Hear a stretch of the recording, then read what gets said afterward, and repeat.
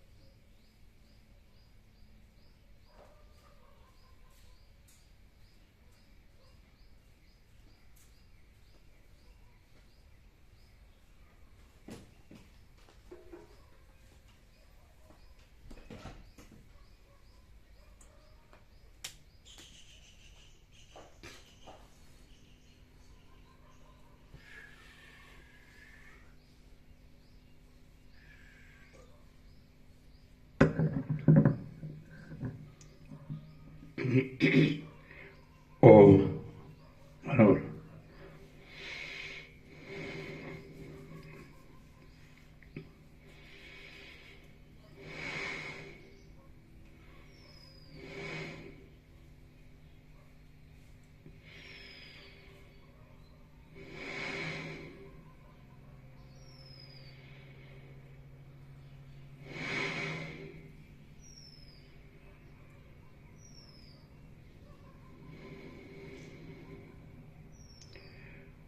परम चिदाकाश, परम ज्योति, अखंड ज्योति, महाचिदाकाश, स्वयं प्रकाश, संपूर्ण प्रकाश, पूर्ण ब्रह्म, अनंत तेजघन, अनंत चिदघन, परमाकाश, केवल अनंत शुद्ध तेजघन, परमाकाश, अखिलात्मा, पूर्ण ब्रह्म, परमात्मा,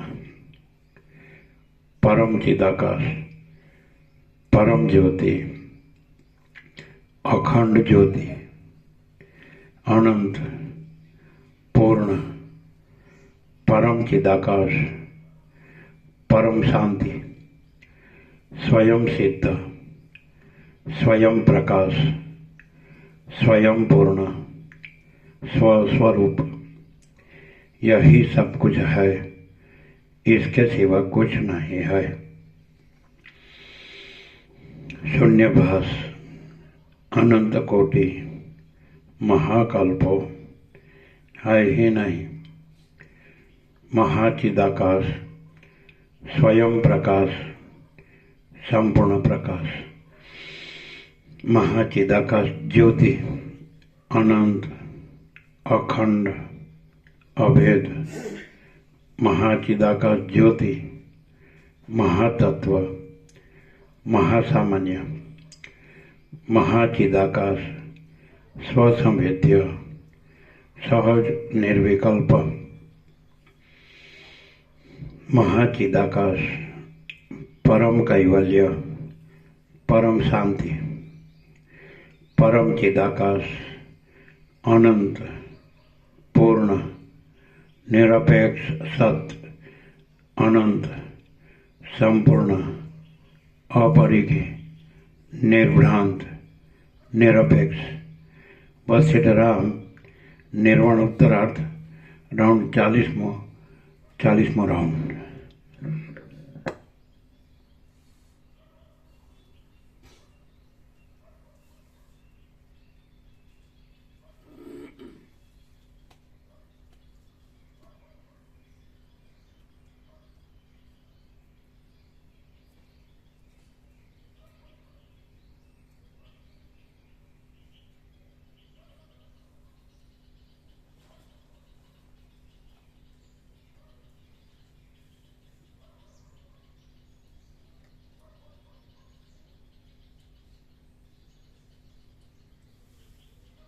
આ બધી આખી દ્રશ્ય ભ્રાંતિ હોય, આખી દ્રશ્ય ભ્રાંતિ હોય। આકાશી પૃથ્વી, અનંત સૂર્યો, અનંત બ્રહ્માંડો, અનંત સૃષ્ટિ સ્થિતિ પ્રલય, અનંત નામરૂપ।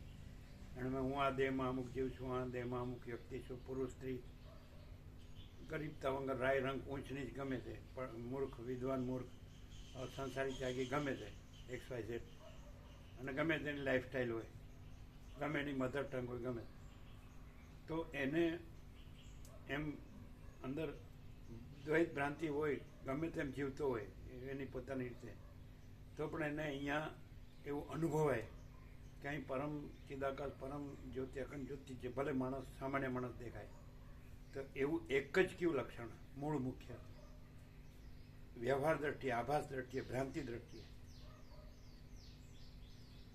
બધી જ ભ્રાંતિ હોય ભરચક ભરેલી, તો એને આ સ્વીકારવું જ પડે કે અહીં પરમ ચિદાકાશ પરમ જ્યોતિ અખંડ જ્યોતિ જ છે, એના સિવાય એના વિના બીજું કાંઈ નથી, એના સિવાય બીજું કાંઈ નથી। અને પરમ પ્રકાશ પરમ આનંદ પરમ શાંતિ જ છે, અનંત પ્રકાશ આનંદ આનંદ અનંત શાંતિ જ છે, બીજું છે જ નહીં, બીજું થતું જ નથી। તો ગમે એવો હોય, જ્ઞાની અજ્ઞાની, જાગ્રત અજાગ્રત, પ્રબુદ્ધ અપ્રબુદ્ધ, ગમે તે હોય, એવું એક જ કયું લક્ષણ, એટલે અઘરું ન પડે એવું, સહજ સરળ અને સહજ સીધું, એને અંદર એમ એના હૃદયમાં અંતરાત્મામાં એમ થઈ જ જાય કે અહીં પરમ ચિદાકાશ પરમ જ્યોતિ અખંડ જ્યોતિ સ્વયં અને સહજ સર્વત્ર સદા એ જ છે, અનંત અખંડ અભેદ મહાતત્વ મહાસામાન્ય। તો એવું સામાન્ય માણસ દેખાય, બધા જ એવું છે, એક જીવ જન્મતો જીવતો મળતો સુખી દુઃખી થતો હું મારું કરતો એવું જ દેખાય, તો પણ એને એમ થાય કંઈ પરમ ચિદાકાશ પરમ જ્યોતિ અખંડ જ્યોતિ જ છે, અનંત પ્રકાશ અનંત આનંદ અનંત આનંદ શાંતિ જ છે। આ વ્યક્તિ નહીં, આ જીવ નહીં, આ માણસ નહીં, પણ અહીં એ જ છે, જે બધે જ છે, તો એ અધિષ્ઠાન એ જ અહીં છે। ને બીજી જે દ્વૈત ભ્રાંતિ છે એ કોઈ દ્વૈત ભ્રાંતિ અહીં નથી, બીજે બધે કાંઈ નથી એવી દ્વૈત ભ્રાંતિ છે, ગમે તેવી સાચી ખોટી સારી નરસી વધુ ઓછી, બરાબર? બોલો।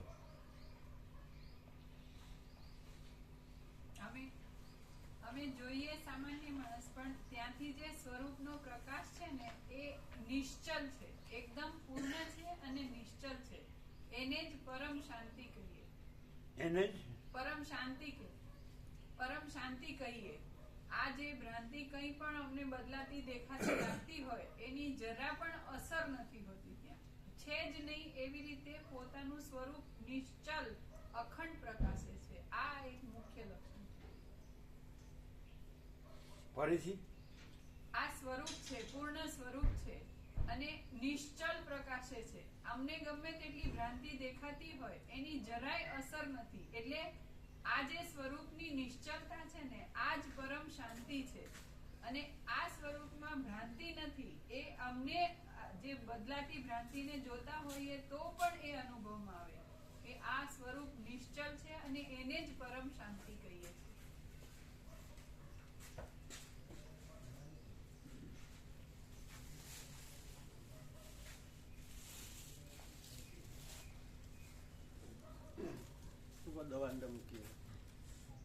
દવા એ ગોળી નહોતી મળી ને આપણને?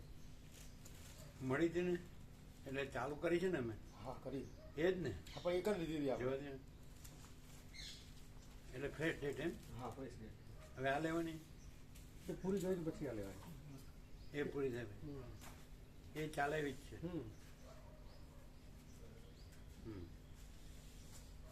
મૂકી દે. શું આમ મરચા છે? ખાવાનું બનાવી શકે. એમને આપી દે.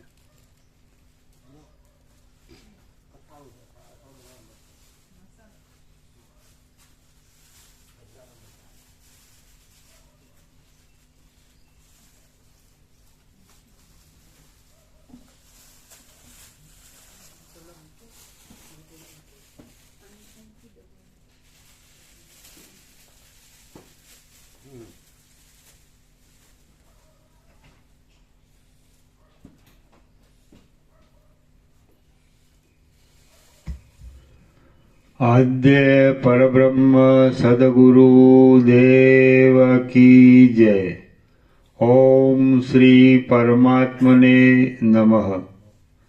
સદગ્રંથોમાં શિરોમણી શ્રી યોગ વાસિષ્ઠ મહારામાયણ નિર્વાણ પ્રકરણ ઉત્તરાર્ધ સર્ગ 38મો, પેજ નંબર 1255, 1255.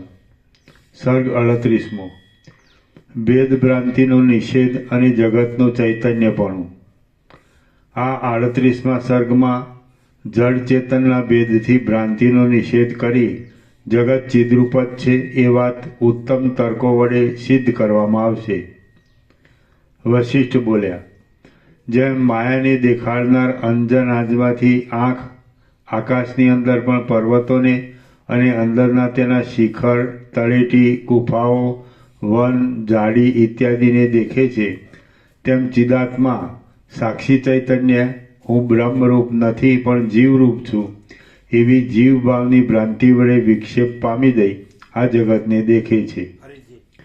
વશિષ્ઠ બોલ્યા, જેમ માયાને દેખાડનાર અંજન આજવાથી આંખ આકાશની અંદર પણ પર્વતોને અને અંદરના તેના શિખર, તળેટી, ગુફાઓ, વન, ઝાડી ઇત્યાદિને દેખે છે, તેમ ચિદાત્મા કૌંસમાં સાક્ષી ચૈતન્ય હું બ્રહ્મરૂપ નથી પણ જીવરૂપ છું એવી જીવભાવની ભ્રાંતિ વડે વિક્ષેપ પામી જઈ આ જગતને દેખે છે.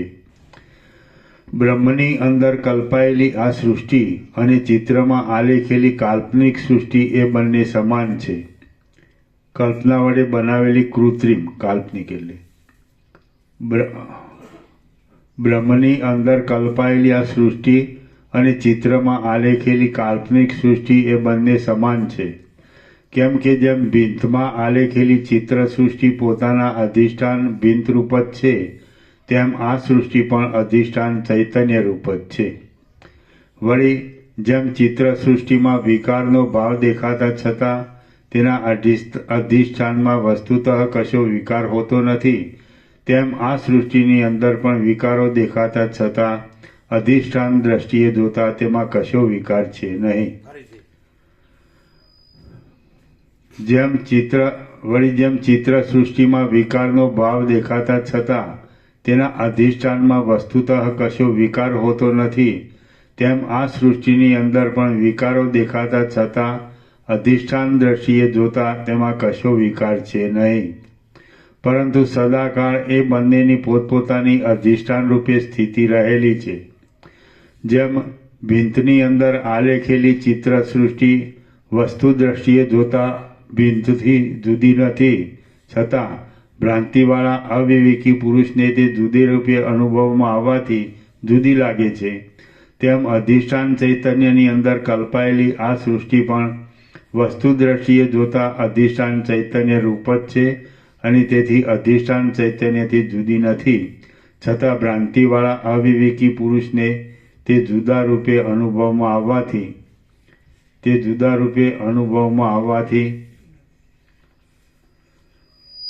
જુદી લાગે છે. અધિષ્ઠાન ચૈતન્ય પોતે છે, તેથી એ અધિષ્ઠાન રૂપે જોઈએ તો બહારની સૃષ્ટિના પદાર્થો પણ સત્ય છે એમ તમે સમજો. ले लो.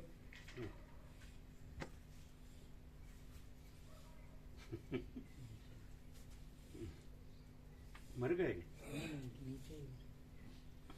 चलो, कहाँ गिर गया? इधर होगा. देखा सही ना? हाँ, नीचे इधर देखा. चला जाएगा.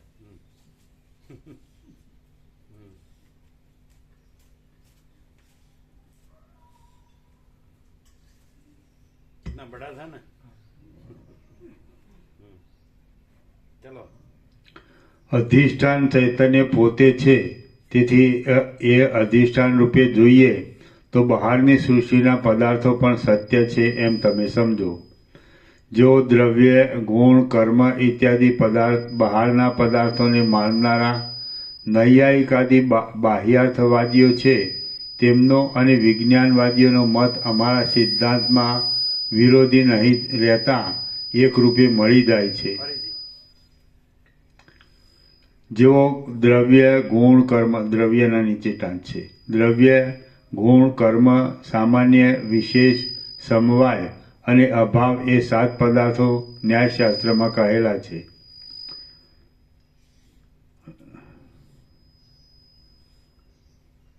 વિજ્ઞાનવાદીઓના નીચે ટાંચ છે. બુદ્ધના મતાનુસાર જે કાંઈ દેખાય છે તે જ્ઞાન છે. જ્ઞાન સિવાય આ જગતમાં બીજું કાંઈ નથી. જ્ઞાન એટલે બુદ્ધિ, વિજ્ઞાન. તે પોતાની અનાદિ વાસનાથી અનેક રૂપે દેખાય છે. એટલે બહારના જે સર્વ પદાર્થો દેખાય છે તે સાચા નથી, પણ બુદ્ધિના આભાસ માત્ર છે. તેવી જ રીતે જ્ઞાન સિવાય બીજો કોઈ આત્મા કે ઈશ્વર પણ નથી.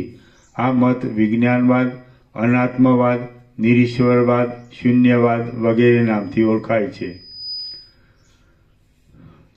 જેઓ દ્રવ્ય, ગુણ, કર્મ ઇત્યાદિ બહારના પદાર્થોને માનનારા નૈયાયિકાદિ બાહ્યાર્થવાદીઓ છે, તેમનો અને વિજ્ઞાનવાદીઓનો મત અમારા સિદ્ધાંતમાં વિરોધી નહીં રહેતા એક રૂપે મળી જાય છે. કેમ કે બાહ્યાર્થવાદીઓના બહાર દેખાતા દ્રવ્યાદિ પદાર્થો અને વિજ્ઞાનવાદીઓનું અંદર રહેનારું વિજ્ઞાન એ બંને અસત્ય હોવાથી અધિષ્ઠાન સત્તાથી જુદી સત્તાવાળા નથી, પણ તે બંને સદાકાળ ચિદાત્મા રૂપ છે. આકાશ, વાયુ, તેજ, જળ અને પૃથ્વી એ પંચમહાભૂતો ક્ષોભ પામવાના સ્વભાવવાળા છે. તેમનો અભાવ સિદ્ધ થાય છે, એટલે પરમ શાંતિવાળી અને શૂન્ય છતાં વિવર્ત રૂપે મોટા આડંબરને ધારણ કરી રહેલી બ્રહ્મ સત્તા જ ચોતરફ પ્રસરી રહેલી છે.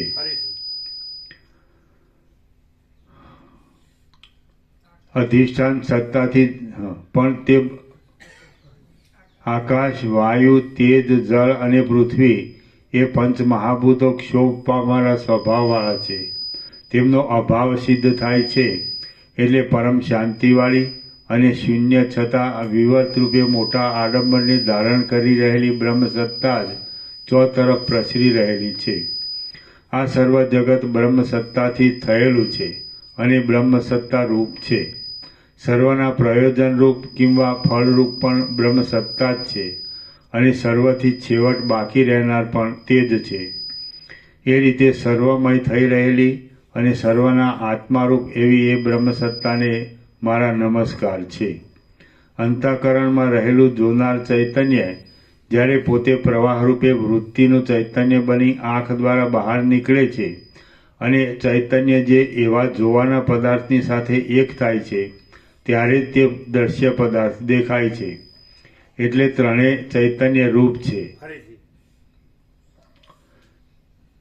અંતઃકરણમાં રહેલું જોનાર ચૈતન્ય જ્યારે પોતે પ્રવાહ રૂપે વૃત્તિનું ચૈતન્ય બની આંખ દ્વારા બહાર નીકળે છે અને ચૈતન્ય જે એવા જોવાના પદાર્થની સાથે એક થાય છે ત્યારે તે દ્રશ્ય પદાર્થ દેખાય છે. એટલે ત્રણેય ચૈતન્ય રૂપ છે. દ્રષ્ટા, દર્શન અને દ્રશ્ય તથા એ ત્રણેયના સંબંધથી ઉત્પન્ન થનારું તેનું ફળ એ સર્વ જ્યારે ચૈતન્ય જ છે ત્યારે જ તે સર્વ જગતનું પારમાર્થિક સ્વરૂપ અનુભવરૂપ ચૈતન્ય જ છે એમ સિદ્ધ થાય છે.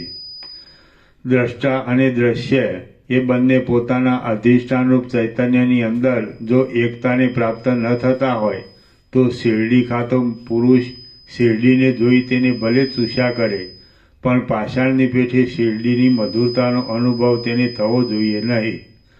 પરંતુ દ્રષ્ટા અને દ્રશ્ય એ બંને ચૈતન્ય સ્વરૂપ હોવાથી જળ જેમ બીજા જળની સાથે યોગ થતા એકતા પામે છે તેમ અનુભવ કરનાર દ્રષ્ટા ચૈતન્ય પણ દ્રશ્ય સાથે એકતા પામે છે. એ લઈ લો પાનથી, કોઈ પાનથી લઈ લો.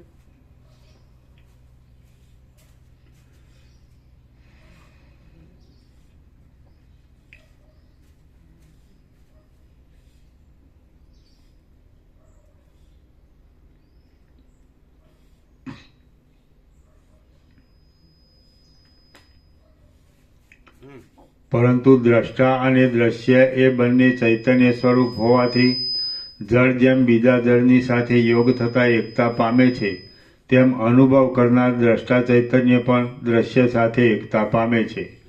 પરિણામે હું આ શેરડીના સ્વાદનો અનુભવ કરું છું એવી પ્રતીતિ થાય છે. જો દ્રષ્ટા અને દ્રશ્ય એ બંને ચૈતન્ય ન હોય તો જેમ બંને જુદા જુદા લાકડા સંધાતા નથી તેમ દ્રષ્ટા અને દ્રશ્ય એ બંને વૃત્તિ વ્યાપ્તિ દ્વારા એકતા પામે નહીં. વૃત્તિ વ્યાપ્તિ દ્વારા એકતા પામે નહીં એટલે ચક્ષુ આદિ ઇન્દ્રિયોની વૃત્તિ વ્યાપાર દ્વારા ઘટ આદિ પદાર્થોમાં દ્રષ્ટાનું વ્યાપી જવું તે વૃત્તિ વ્યાપ્તિ કહેવાય છે. દ્રષ્ટાને અને દ્રશ્યને જો જડ માનવામાં આવે તો જેમ એક લાકડું બીજા લાકડાનું પોતે સજાતીય છતાં જડતાને લીધે વૃત્તિ દ્વારા એકતા ન થતા અનુભવ કરી શકતું નથી તેમ દ્રષ્ટા પોતે જડ હોવાથી વૃત્તિ દ્વારા જડ દ્રશ્ય વર્ગનો અનુભવ કરી શકે નહીં. જેવી જડ સ્થિતિ લાકડાની છે તેવી જ સ્થિતિ ચૈતન્યને બાદ કરીએ તો દ્રષ્ટા દ્રશ્ય આદિ જડ વર્ગની છે એમ વિવેકીઓ કહે છે. તેથી સિદ્ધ એ થાય છે કે સર્વ દ્રશ્ય ચૈતન્ય સ્વરૂપ છે, દ્રષ્ટા પણ ચૈતન્ય સ્વરૂપ છે અને તે દ્રષ્ટા વૃત્તિ વ્યાપ્તિ દ્વારા દ્રશ્ય સાથે એકતાને પ્રાપ્ત થઈ જાય તેનો અનુભવ કરે છે. દ્રષ્ટા અને દ્રશ્ય એ બંને ચૈતન્યરૂપ હોવાથી જળ, વાયુ, પૃથ્વી, પથ્થર વગેરે સર્વ દ્રશ્ય મહાચૈતન્ય રૂપ છે. તેમાં દ્રષ્ટામાં કલ્પાયેલા મન, બુદ્ધિ, પ્રાણ, જીવ ઇત્યાદિ ભાવ પણ મહાચૈતન્ય રૂપ જ છે. કેમ કે મહાચૈતન્ય વિના બીજી કશી વસ્તુ છે જ નહીં. પ્રાણ, બુદ્ધિ, મન ઇત્યાદિની સત્તા પણ કેવળ ભાવનાને લીધે જ છે. ભાવના એ એક જાતનો ચૈતન્ય સત્તાનો ચમત્કાર છે અને તે ઈચ્છાને અનુસરીને ઉદય પામે છે. જેમ વીર્યની અંદર પુરુષ આદિ પ્રાણીઓનો અને વડના બીજની અંદર વડનો આત્મા સૂક્ષ્મ રૂપથી રહેલ છે અને પાછળથી તે મોટા રૂપને ધારણ કરી લે છે તેમ બ્રહ્મ સત્તા વિવર્ત ભાવથી આ જગતના આકારે થઈ રહી છે અને સુષુપ્તિ કાળમાં તથા પ્રલય કાળમાં તે શાંત ભાવથી રહે છે. આખા વૃક્ષના સારરૂપ સૂક્ષ્મ બીજની અંદર તેનાથી પણ અતિ સૂક્ષ્મ અને સારરૂપ જે કાંઈ રહેલ છે તે પરબ્રહ્મ રૂપ છે અને તે જ પછી ઉત્તરોત્તર થનારા અંકુર, થડ, શાખા ઇત્યાદિ કાર્યોમાં અગ્રેસર થઈ વિવર્ત ભાવથી બીજરૂપ થાય છે. બાકી વસ્તુતઃ એ પરબ્રહ્મ નિરંતર પોતાના સ્વમાં જ રહેલ છે. પરબ્રહ્મ નિરંતર પોતાના સ્વમાં જ રહેલ છે. જે કાંઈ કાર્યવર્ગની અપેક્ષાએ સૂક્ષ્મપણાથી તેના કારણરૂપે રહ્યું છે તે બ્રહ્મરૂપ છે. તે બ્રહ્મ સર્વથી અતિ સૂક્ષ્મ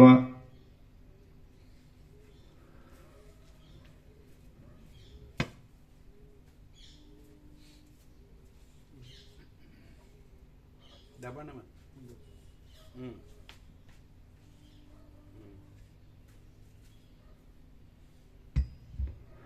તે બ્રહ્મ સર્વથી અતિ સૂક્ષ્મ આત્મા રૂપે સર્વત્ર રહેલ છે અને તે જ પાછળથી વિવર્ત ભાવ વડે મોટા રૂપને ધારણ કરીને તે કાર્ય વસ્તુ રૂપે થઈ જાય છે.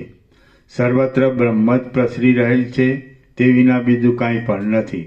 ઘટ આદિ પદાર્થને તેના મૂળથી માંડી ઠેઠ ટોચ સુધી આડું અવળું કે ઊંચે નીચે જોઈએ તો પણ તે ઘટાદિક પદાર્થ જ જોવામાં આવે છે અને તે વિના એક અણુ માત્ર પણ બીજું દેખાતું નથી. તે જ પ્રમાણે આ જગતને મૂળથી માંડી ઠેઠ ટોચ સુધી જે પુરુષે જેવી રીતે પરીક્ષા કરી જોયું છે તેવી રીતે તે પુરુષને સર્વત્ર બ્રહ્મ જ જોવામાં આવ્યું છે. તે વિના એક અણુ માત્ર પણ બીજું કાંઈ નથી.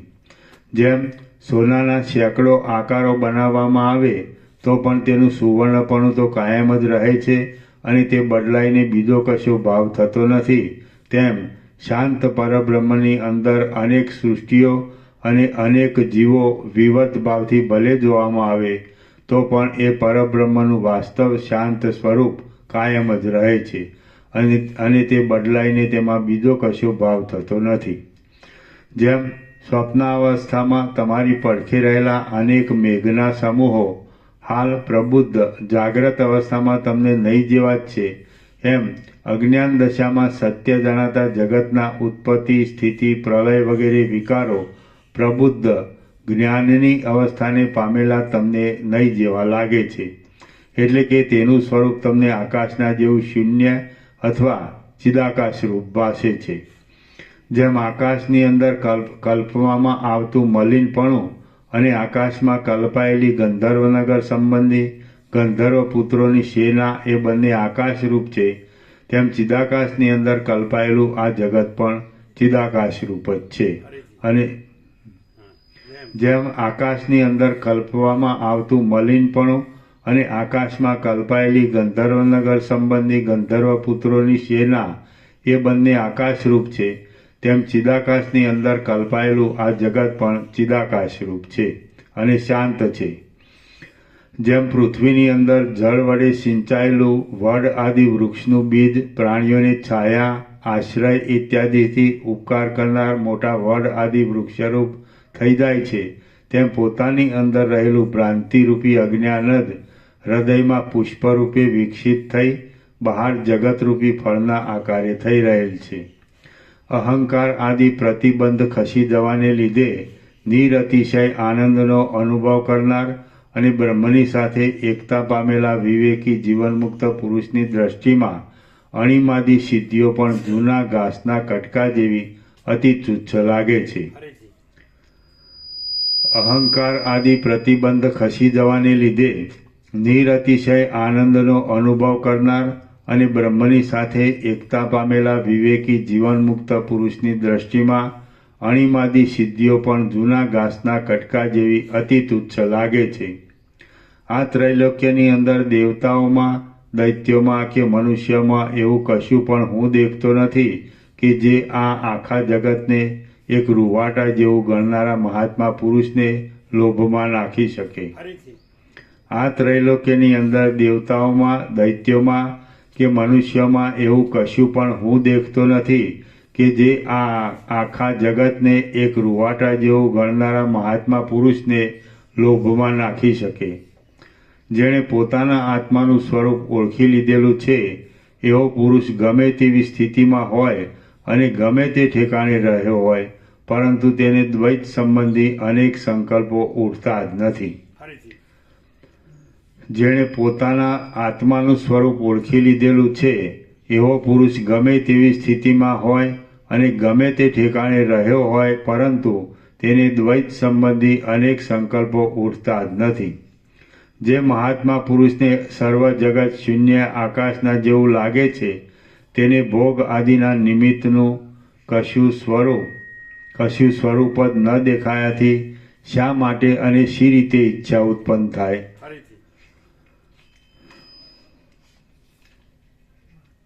જે મહાત્મા પુરુષને સર્વ જગત શૂન્ય આકાશના જેવું લાગે છે, તેને ભોગ આદિના નિમિત્તોનું કશું સ્વરૂપ જ ન દેખાયાથી શા માટે અને શી રીતે ઈચ્છા ઉત્પન્ન થાય અથવા કઈ બાબતમાં ઈચ્છા ઉત્પન્ન થાય? બીજાઓના કરતાં નિષ્પૃહપણારૂપી વિશેષતાને લીધે નામરૂપ સંબંધી સર્વ વિશેષ કલ્પનાથી રહિત થઈ રહેલા અને વૈભવને તથા દરિદ્રતાને એક સમાન રૂપે ગણનારા વિવેકી મહાત્મા પુરુષના અગાધ મહિમાને જાણવાને કોણ સમર્થ થઈ શકે? ફરીથી બીજાઓના કરતાં નિષ્પૃહપણારૂપી વિશેષતાને લીધે નામરૂપ સંબંધી સર્વ વિશેષ કલ્પનાથી રહિત થઈ રહેલા અને વૈભવને તથા દરિદ્રતાને એક સમાન રૂપે ગણનારા વિવેકી મહાત્મા પુરુષના અગાધ મહિમાને જાણવાને કોણ સમર્થ થઈ શકે? પોતાના પ્રકાશમય આત્મ સ્વરૂપ વડે સર્વત્ર સમાન રૂપે પ્રકાશી રહેલા તેમજ આકાશની પેઠે નિર્વિકાર, અસંગ અને શુદ્ધ ચૈતન્ય રૂપ થઈ રહેલા મહાત્મા પુરુષના બંધુ, પુત્ર આદિનું મરણ થવાથી તેમનું કશું મરી જતું નથી. ફરીથી પોતાના પ્રકાશમય આત્મ સ્વરૂપ વડે સર્વત્ર સમાન રૂપે પ્રકાશી રહેલા તેમજ આકાશની પેઠે નિર્વિકાર, અસંગ અને શુદ્ધ ચૈતન્ય રૂપ થઈ રહેલા મહાત્મા પુરુષના બંધુ, પુત્ર આદિનું મરણ થવાથી તેમનું કશું મરી જતું નથી અને તેઓ જીવતા રહેવાથી તેમનું કશું જીવતું રહેતું નથી. એ મહાશયનું તો જે કોઈ છે તે સદા એક જ રૂપમાં અખંડિતપણે રહે છે. ફરીથી એ મહાશયનું તો જે કોઈ છે તે સદા એક જ રૂપમાં અખંડિતપણે રહે છે. ઝાંઝવાના જળની નદીનો જે તટ છે તે મિથ્યા અને ભ્રાંતિથી ભરપૂર છે. તેના ઉપર નિવાસ કરનારા અજ્ઞાની લોકોને મરણ અને જન્મ મિથ્યા રૂપે ભાષા કરે છે. અમે આ બાબતમાં સંપૂર્ણ રીતે પરીક્ષા કરી તત્વદ્રષ્ટિ વડે જે નિર્ણય કર્યો છે તેનાથી એમ સ્પષ્ટ થાય છે કે ભ્રાંતિ પણ નથી, ભ્રાંતિને જોનાર પણ કોઈ નથી, જન્મ પણ નથી, મરણ પણ નથી, કેવળ શાંત નિત્ય પરબ્રહ્મ જ સર્વત્ર ભરપૂર છે. ફરીથી અમે આ બાબતમાં સંપૂર્ણ રીતે પરીક્ષા કરી તત્વદ્રષ્ટિ વડે જે નિર્ણય કર્યો છે તેનાથી એમ સ્પષ્ટ થાય છે કે ભ્રાંતિ પણ નથી, ભ્રાંતિને જોનાર પણ કોઈ નથી, જન્મ પણ નથી, મરણ પણ નથી, કેવળ શાંત નિત્ય પરબ્રહ્મ જ સર્વત્ર ભરપૂર છે. જે પુરુષ આ દ્રશ્ય પ્રપંચથી વૈરાગ્ય પામ્યો હોય, કેવળ આત્મામાં જ પ્રીતિ રાખતો હોય અને પરમ શાંતિને પામી ગયો હોય તે પોતે વિદ્યમાન છતાં દેહ આદિ રૂપે અવિદ્યમાન જેવો જ છે. ફરીથી અને ફરીથી જે પુરુષ આ દ્રશ્ય પ્રપંચથી વૈરાગ્ય પામ્યો હોય, કેવળ આત્મામાં જ પ્રીતિ રાખતો હોય અને પરમ શાંતિને પામી ગયો હોય તે પોતે વિદ્યમાન છતાં દેહ આદિ રૂપે અવિદ્યમાન જેવો જ છે અને તે જ ખરેખર આ સંસાર સાગરને તરી ગયેલો છે. મનની સંકલ્પ વિકલ્પ આદિ ગતિ વિરામ પામી જવાથી જે પોતાના આત્મામાં જ શાંતિ પામી ગયેલો હોય તે નિર્મળ બ્રહ્મનિષ્ઠ જીવનમુક્ત પુરુષ બ્રહ્મભાવથી ભલે વિદ્યમાન સદેહ મુક્ત હોય તો પણ બુઝાઈ ગયેલા દીવાની પેઠે તેનો જીવ ભાવ બુઝાઈ ગયેલો હોવાથી તે નિર્વાણને પ્રાપ્ત થઈ ગયેલો છે એમ વિવેકી પુરુષોનું સમજવું છે. જે મનની સંકલ્પ વિકલ્પ આદિ ગતિ વિરામ પામી જવાથી પોતાના આત્મામાં જ શાંતિ પામી ગયેલો હોય તે નિર્મળ બ્રહ્મનિષ્ઠ જીવનમુક્ત પુરુષ બ્રહ્મભાવથી ભલે વિદ્યમાન સદેહ મુક્ત હોય તો પણ બુઝાઈ ગયેલા દીવાની પેઠે તેનો જીવ ભાવ બુઝાઈ ગયેલો હોવાથી તે નિર્વાણને પ્રાપ્ત થઈ ગયેલો છે એમ વિવેકી પુરુષોનું સમજવું છે. જેને બુદ્ધિથી માંડી આ સર્વ દ્રશ્ય જગત પોતાની મેળે જ રૂચતું નથી અને જે સદાકાળ આકાશની પેઠે નિર્વિકાર થતા શાંત રહે છે તેને ઉત્તમ પુરુષો મુક્ત કહે છે. અહંકાર માત્ર અવિચારને લીધે જ ખડો થઈ જાય છે. આમ વિચાર વડે જોતા એ અહંકાર છે જ નહીં. જો અહંકાર નથી તો પછી જગત ક્યાં રહ્યું અને જન્મ મરણ આદિ પણ કોને રહ્યા? વાસ્તવિક રીતે તો માત્ર એક ચિદાકાશ જ સત્ય છે અને તે પોતાના સ્વરૂપને ભ્રાંતિ વડે બીજા રૂપે સમજી લઈને બુદ્ધિ આદિ આકારવાળું થઈ રહ્યું છે. વળી રૂપ આદિ બાહ્ય વિષયો રૂપે અને મન આદિ અંદરના વિષય રૂપે થઈ રહીને તે આ જગતને પણ ભ્રાંતિ વડે જ પોતાથી જુદું અનુભવે છે.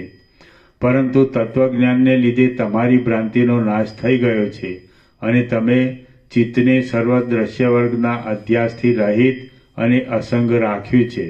વળી તમે એક સત્પુરુષની ગણનામાં ગણાવા યોગ્ય છો, માટે તમે સર્વના અધિષ્ઠાનરૂપ એવા બ્રહ્મરૂપ થઈને રહો. એટલે સદાકાળ સર્વથા તમારું સર્વ આચરણ પરમ આનંદમય પરબ્રહ્મરૂપ જ રહેશે. તમે જે કાંઈ કર્મ કરો છો, ભોજન કરો છો, હોમ કરો છો, દાન આપો છો, તપ કરો છો, હિંસા કરો છો અને ઈચ્છા કરો છો, એ સર્વ બ્રહ્મનો જ વિવર્ત હોવાથી પરમાનંદરૂપ અનાદિસિદ્ધ પરબ્રહ્મમય છે. પરમ મંગળમય ચિદાકાશ જ હું, તમે, દિશાઓ, આશાઓ, ક્રિયાઓ, કાળ અને આકાશ આદિના રૂપે તથા લોકાલોક પર્વત વગેરેના રૂપે સર્વત્ર વ્યાપી રહેલું છે. બહાર જે રૂપ આદિ વિષયો દેખાય છે, અંદર જે સંકલ્પ આદિ થાય છે, જે ભૂત, ભવિષ્ય અને વર્તમાન એ ત્રણેય કાળ છે, અને જે કાંઈ જરા, મરણ, પીડા આદિ જોવામાં આવે છે તે સર્વ પરમ આનંદમય મહાચિદાકાશ રૂપ જ છે. તમે સંશયથી રહિત થઈ જાઓ, ઈચ્છાઓનો ત્યાગ કરો, ભ્રાંતિના આભાસ વિનાના અને સંકલ્પ રહિત થઈ રહો. દેહ, અંતઃકરણ આદિમાંથી અહંતાના અધ્યાસને છોડી દો અને તત્વજ્ઞાનપણાથી જેમ હાલ રહ્યા છો તેમ ભલે સુખેથી મુક્ત થઈને રહો. જેમ પવનનો વ્યવહાર સ્વાભાવિક રીતે કોઈ વખત ચંચળ હોય છે અને કોઈ વાર શાંત હોય છે, તેમ તમે તમારો વ્યવહાર પણ નિષ્કામપણાથી, સંકલ્પની રહિતતાથી તથા ભાવના સહિત શાંતપણાથી ચલાવો. અથવા ભલે તમે સમાધિનિષ્ઠપણાને લીધે વ્યવહાર ન કરો. જેમ લાકડાની બનાવેલી યંત્રમય પૂતળી યંત્ર ચલાવનારની ઈચ્છા પ્રમાણે ક્રિયા કર્યા કરે છે, તેમ ઉત્તમ પુરુષને યોગ્ય એવી તમારી ચેષ્ટા પણ વાસના વગરની, સંકલ્પથી રહિત, શાંતિવાળી અને શાસ્ત્રરૂપી યંત્ર ચલાવનારને અધીન થઈને વ્યવહાર ચલાવનારી થાઓ. હે રામચંદ્રજી, માતા પિતા, બંધુજન વગેરેના બહારના પ્રસંગ તમને સ્નેહમાં દ્રઢ રીતે બાંધી દેનાર પણ ન થાઓ. તેમ તમે સાવ સ્નેહથી રહિત પણ ન થાઓ, પરંતુ તમે કાંઈ અનિર્વચનીયપણે પ્રકાશિત રહો. આમ તમે ચિત્રમાં આલેખેલા દીવાની પેઠે સાક્ષી રૂપે સર્વના પ્રકાશ કરનારા થાઓ. તેમજ માત્ર આભાસ રૂપે જ સ્નેહ, અસ્નેહ આદિ ભાવને ધારણ કરનારા થાઓ. વાસનાથી રહિત થઈ ગયેલા આજના ભોગોના સંબંધમાં વૈરાગ્યવાળા અને ભવિષ્યના વિષય સુખ તરફ સ્પૃહા વિનાના વિવેકી પુરુષને તત્વજ્ઞાનના વિનોદ માટે સારા શાસ્ત્રો વિના બીજું કશું કારણ છે? માટે કરતા ભોગતાપણાના અભિમાનથી રહિત અને રાગદ્વેષ આદિ દોષ વિનાના તત્વજ્ઞ પુરુષનું મુખ્ય લક્ષણ તો એ જ છે કે તેણે લક્ષ્યપૂર્વક થયા કરતા પોતાના યોગ્ય વ્યવહારોના સંબંધમાં શાસ્ત્રમાં બતાવેલા વર્ણાશ્રમના ધર્મોમાં તથા શમદમ આદિ સાધનોમાં સારી રીતે દ્રઢ થઈ રહેવું. બાકી ફાવે તેમ વર્તવું એ કંઈ વિવેકીઓનું લક્ષણ નથી.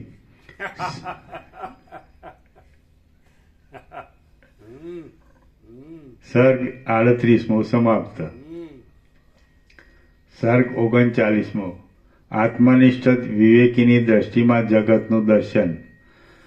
આ 39મા સર્ગમાં જ્ઞાનને લીધે પોતાના આત્મામાં શાંતિ પામેલા વિવેકી પુરુષની કેવી સ્થિતિ રહે છે તે અને તેની દ્રષ્ટિમાં આ જગત કેવું દેખાય છે તે સારી રીતે વિસ્તારથી વર્ણવી બતાવવામાં આવશે. વશિષ્ઠ બોલ્યા, પોતાના અનાદિ સિદ્ધ આત્મતત્વનો સાક્ષાત્કાર જન્મ મરણ આદિ સાંસારિક અનર્થોની નિવૃત્તિ કરનાર છે, અને તે સિદ્ધ થવાથી જીવનમુક્ત થઈ રહેલો વિવેકી પુરુષ શાસ્ત્રોએ આજ્ઞા કરેલા નિયમમાં રહેતા નિયમમાં રહેતા છતાં સંકલ્પ વિનાનો થઈને રહે છે. કદાચિત તેને વ્યવહારના સંબંધને લઈને આભાસરૂપે સંકલ્પનું સ્ફુરણ થઈ આવે તો પણ તેને પોતાના આત્મારૂપ સમજી અને તેને જુદી સત્તાવાળું સમજતો જ નથી. આથી એ સંકલ્પનો આભાસ પણ અસત્ય જ છે. અરીસામાં નિશ્વાસને લીધે મલિનતા આવી જાય છે, તેમ પુરુષમાં પણ તત્વજ્ઞાન થયા પહેલાં હું અમુક રૂપ છું એવો અહંકાર ક્યાંકથી ખડો થઈ જાય છે. છતાં તત્વવેત્તા પુરુષની અંદર તે વિના કારણે સહજ રીતે નાશ પામી ગયેલો દેખાય છે અને તેને પાછો યત્ન વડે શોધવા બેસીએ તો પણ તત્વજ્ઞાનની અંદર તે પાછો જોવામાં આવતો નથી. જે પુરુષમાં અજ્ઞાનરૂપી આવરણ પાતળું પડી જાય છે અને તેથી જેની સર્વ ઈચ્છાઓ શમી જાય છે, તેમજ જેને કેવળ નિષ્કામતાનો જ ઉદય થાય છે, તે વિવેકી પુરુષનો આત્મા જ્ઞાનરૂપી પરમ અમૃત વડે પૂર્ણ થઈ જાય છે. તેથી તે નિરતિશય એવી આનંદમયી પોતાની સ્વરૂપ સત્તાથી જ સદાકાળ ઝળકી નીકળે છે. જેમ પૂર્ણચંદ્રથી આકાશ શોભે છે, તેમ આવરણથી રહિત પ્રકાશમય બુદ્ધિવાળા અને અજ્ઞાનરૂપ અંધકારને પેદા કરનાર સર્વ સંદેહરૂપી ઝાકળને ખસેડી નાખવામાં પવનના જેવા મહાબળવાન વિવેકી પુરુષ વડે તેનો આખો દેહ શોભી નીકળે છે. સંસાર સંબંધી જન્મ મરણ આદિ અનર્થોથી રહિત થઈ ગયેલો સંદેહ વિનાનો અજ્ઞાનરૂપ આવરણ ખસી જવાથી પોતાની આત્મજ્યોતિને પ્રાપ્ત થયેલો અને શરદ ઋતુના આકાશ જેવો નિર્મળ એ આત્મનિષ્ઠ પુરુષ ખરેખર આત્મરૂપ જ થઈ રહેલો જોવામાં આવે છે. બ્રહ્મલોકમાંથી આવેલો પવન જેમ સ્પર્શથી મનુષ્યને પવિત્ર કરી દે છે, તેમ સંકલ્પથી રહિત, નિરાધાર, શાંત અને અંદર શીતળતાવાળો જ્ઞાનનિષ્ઠ પુરુષ પણ પ્રાણામ, સેવા ઇત્યાદિ વડે તેનો સ્પર્શ થતાં સમાગમ કરનારા પુરુષને પવિત્ર કરી મૂકે છે. સ્વપ્નની અંદર જેમ વાજણીના પુત્રનો મિથ્યારૂપે અનુભવ થાય છે, તેમ આ સૃષ્ટિનો જે કાંઈ મિથ્યારૂપે અનુભવ થાય છે તે તો અસત્યરૂપે દેખાવ આપનારા ભ્રાંતિરૂપ અનુભવનો જ વસ્તુ સ્વભાવ છે. આ જગતની સત્તા નહીં હોવા છતાં જે અનુભવમાં આવે છે તે અસત્યરૂપી અનુભવનો જ એક વસ્તુ સ્વભાવ છે. આ અસત્ય સંસારની અંદર બંધ મોક્ષરૂપ અર્થ કોને આશ્રય રહે અને કોનાથી ઉત્પન્ન થાય? પ્રથમ તો બંધ અને મોક્ષને કહેનારા શબ્દો જ વંધ્યાપુત્ર જેવા સાવ મિથ્યા છે, તો પછી તેના વાચ્યરૂપ અર્થની સિદ્ધિ તો કેવી રીતે જ થાય? જગતને તેના અધિષ્ઠાન રૂપે બ્રહ્મરૂપે જોઈએ તો તે સત્ય છે, ઉત્પત્તિ તથા સ્થિતિ વગેરેથી રહિત છે અને તે વાસનાના આશ્રયરૂપ થાય તેવું પણ નથી. પરંતુ જો તેને બ્રહ્મરૂપ ન માનીએ તો હું અને જગત એ બંનેની વાસ્તવિક સત્તામાં સ્થિતિ જ થઈ શકતી નથી. અહંકાર આદિ સૃષ્ટિ અને દુઃખ આદિ એ સર્વ જુદી રૂપે ન દેખાતા કેવળ નિર્વિષય ચૈતન્ય જણાય તે પોતાના અહંકાર આદિ સૃષ્ટિ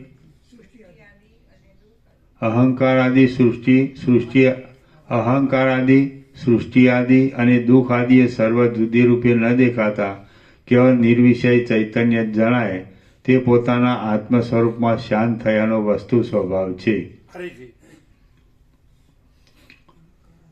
અહંકાર આદિ સૃષ્ટિ આદિ અને દુઃખ આદિ એ સર્વ જુદી રૂપે ન દેખાતા કેવળ નિર્વિષય ચૈતન્ય જણાય તે પોતાના આત્મ સ્વરૂપમાં શાંત થયાનો વસ્તુ સ્વભાવ છે. એક ક્ષણમાં જ હૃદયમાં રહેલું ચેતન તત્વ વૃક્ષથી લઈ લાખો યોજન દૂર રહેલ ચંદ્રમા સુધી આંખ વડે ફેલાઈ જાય છે. તે ઝાડ અને ચંદ્રની મધ્યમાં વ્યાપીને રહેલ તે ચૈતન્યનું આકાશ જેવા દેખાવવાળું શાંત, શીત પવન જેવું સ્થિર, વેલના વિસ્તાર જેવું મનોહર અને અનિર્વચનીય રીતે ઉદય પામનારું તથા સર્વ જીવના અનુભવમાં આવનારું જે શુદ્ધ ચૈતન્ય છે તે જ આત્માનું સ્વરૂપ છે એમ વિવેકીઓ કહે છે. એ રીતે પોતાના આત્મ સ્વરૂપનો અનુભવ કરનારા વિવેકી પુરુષને આ સૃષ્ટિ ભિન્ન છે એવો ભાવ થતો નથી. સુષુપ્તિ અવસ્થામાં સ્વપ્ન અવસ્થાનો વિષય દેખાતો નથી અને સ્વપ્ન અવસ્થામાં સુષુપ્તિનો વિષય દેખાતો નથી. એ રીતે બંને અવસ્થામાં જેમ પરસ્પર એકબીજાના વિષયો નથી રહી શકતા, તેમ નિર્વિષય ચૈતન્ય તત્વમાં કશો પણ વિષય રહી શકતો જ નથી અને બંધ મોક્ષ કેવળ ભ્રાંતિરૂપ જ છે. ન હોય તેવા દેખાયા કરવું એ ભ્રાંતિનો જ વસ્તુ સ્વભાવ છે. ન હોય છતાં દેખાયા કરવું એ ભ્રાંતિનો જ વસ્તુ સ્વભાવ છે. તેથી સ્વપ્ન, સુષુપ્તિ, બંધ, મોક્ષ આદિ મિથ્યા છતાં દેખાયા કરે છે. બાકી સ્વપ્નાવસ્થા પણ નથી, સુષુપ્તિ અવસ્થા પણ નથી અને બંધ મોક્ષ પણ નથી. જે કાંઈ છે તે સર્વ સત્ય, શાંત, પરબ્રહ્મ રૂપ જ છે. ભ્રાંતિ વડે વિચાર કરીએ તો ભ્રાંતિનું સ્વરૂપ કેવળ અસત્ય છે અને તત્વદ્રષ્ટિ વડે જોવા જતાં તે હાથ લાગતું નથી. છીપમાં જેમ ભ્રાંતિ વડે રૂપું દેખાય છે તેમ સાવ અસત્ય જ હોય તે શી રીતે મળી શકે? જે તત્વદ્રષ્ટિ વડે જોવા જતાં હાથ ન લાગે તે છે જ નહીં. તેને લીધે તત્વદ્રષ્ટિ વડે જોતા હાથ ન લાગવાથી ભ્રાંતિનો પણ સંભવ જ નથી. સાક્ષી ચૈતન્ય વિના ભ્રાંતિનો અનુભવ કરનાર બીજો કોણ છે? અને સાક્ષીના અનુભવથી તો એ ભ્રાંતિ જણાતી નથી અને અસત્ય ઠર્યાથી છે જ નહીં. સર્વને પોતાનું અંતર એટલે અંદર રહેલું, સર્વને પોતાનું અંતર સાક્ષી ચૈતન્ય સદાકાળ પરમ પ્રિય થઈ રહેલ છે અને તેનો જ આનંદ બીજા પદાર્થમાં પ્રતિબિંબ જેવો થઈ જઈ અનુભવમાં આવે છે. એ સાક્ષી ચૈતન્ય પોતે એકરૂપ છતાં વિવર્ત ભાવથી અનેક પ્રકારે થઈ રહ્યું છે. તેમાં વિવાદોનું શું પ્રયોજન છે? સાક્ષી ચૈતન્યમાં શાંત ન થતા તેથી જુદા જગત આદિ ભાવ કલ્પી લેવા એ મહાદુઃખ પેદા કરનાર છે. સાક્ષી ચૈતન્યથી બીજું કશું જુદું ન માનતા કેવળ સાક્ષી ચૈતન્યમાં પોતાના આત્મામાં જ શાંત થઈ રહેવું એ મોક્ષ આપનારું છે. આ પ્રમાણે બુદ્ધિ વડે પોતાના આત્માની અંદર વિચાર કરી તમને જે સારું લાગતું હોય તે ભલે સુખેથી કરો. જેમ સૂક્ષ્મ બીજની અંદર આખું સ્થૂલ વૃક્ષ રહેલું છે અને તે વાત આપણા જોવામાં આવવાથી ઘટિત લાગે છે, તેમ પરમ આનંદમય નિરાકાર પરમાત્માની અંદર આ સાકાર જગત રહેલું છે એમ તત્વવેત્તાઓનું અને વેદોનું કહેવું છે.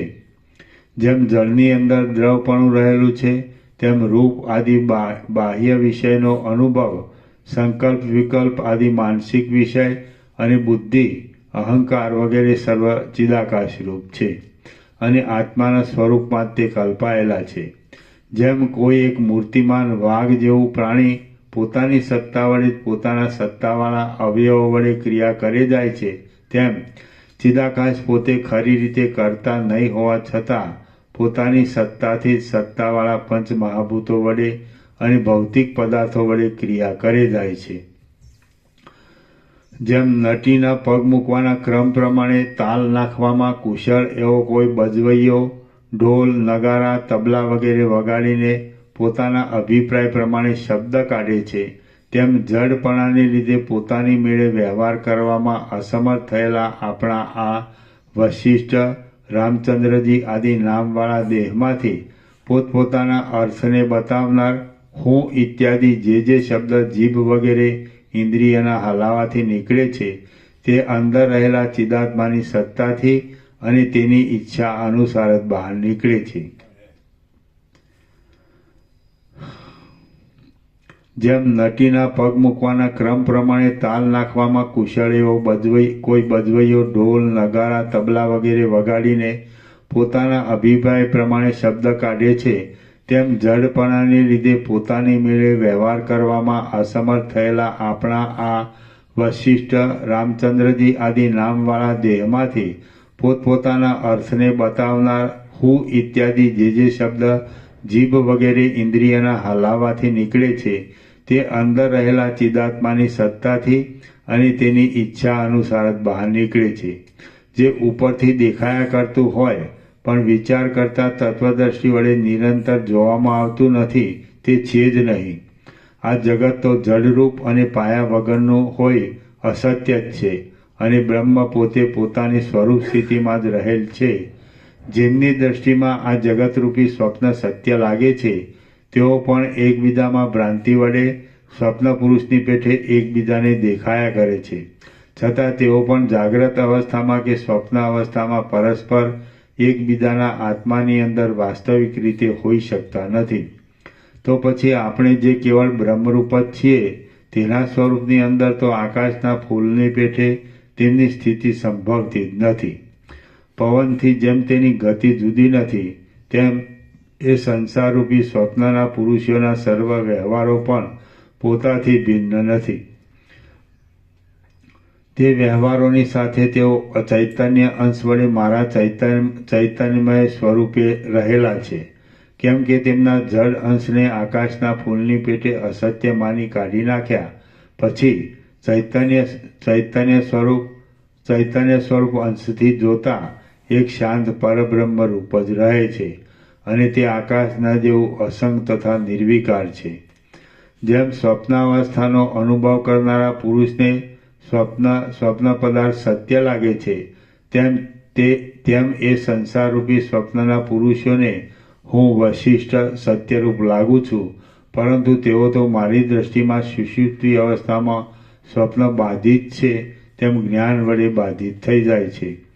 આમ તેમના સર્વ દેહ આદિ મારા વિચાર પ્રમાણે જોવામાં આવતા નથી, તેથી અસત્ય જ છે. એ સાંસારિક પુરુષો સાથેનો મારો જે વ્યવહાર થયા કરે છે તે મારી દ્રષ્ટિમાં બ્રહ્મનો એક વિવર્ત હોવાથી બ્રહ્મ જ બ્રહ્મની અંદર રહેલ છે. એ લોકો તે વ્યવહારને જેમ અસત્ય ગણતા હો તેમ ભલે ગણે, એમની દ્રષ્ટિ વડે જ માત્ર સત્ય જણાતા એ વ્યવહારોનું મારે કશું પણ પ્રયોજન નથી. હું વસ્તુતઃ આ પોતાના વશિષ્ઠ નામવાળા દેહરૂપે પણ રહ્યો નથી. બ્રહ્મ સત્તા તમારે માટે કેમ જાણે વશિષ્ઠ આદિ આકારવાળી થઈ રહી હોય એમ દેખાય છે. હું વસ્તુતઃ આ પોતાના વશિષ્ઠ નામવાળા દેહરૂપે પણ રહ્યો નથી. બ્રહ્મ સત્તા તમારે માટે કેમ જાણે વશિષ્ઠ આદિ આકારવાળી થઈ રહી હોય એમ દેખાય છે. આ વાણી પણ કેમ જાણે બ્રહ્મ સત્તા તમારે માટે વિવર્ત ભાવથી તેવી રૂપે થઈ રહી હોય એમ ભાસે છે. બાકી મારી દ્રષ્ટિમાં એ કશું વાસ્તવ સત્ય નથી. વસ્તુ માત્ર પોતાના પરમ આનંદમય આત્મા બ્રહ્મરૂપ છે.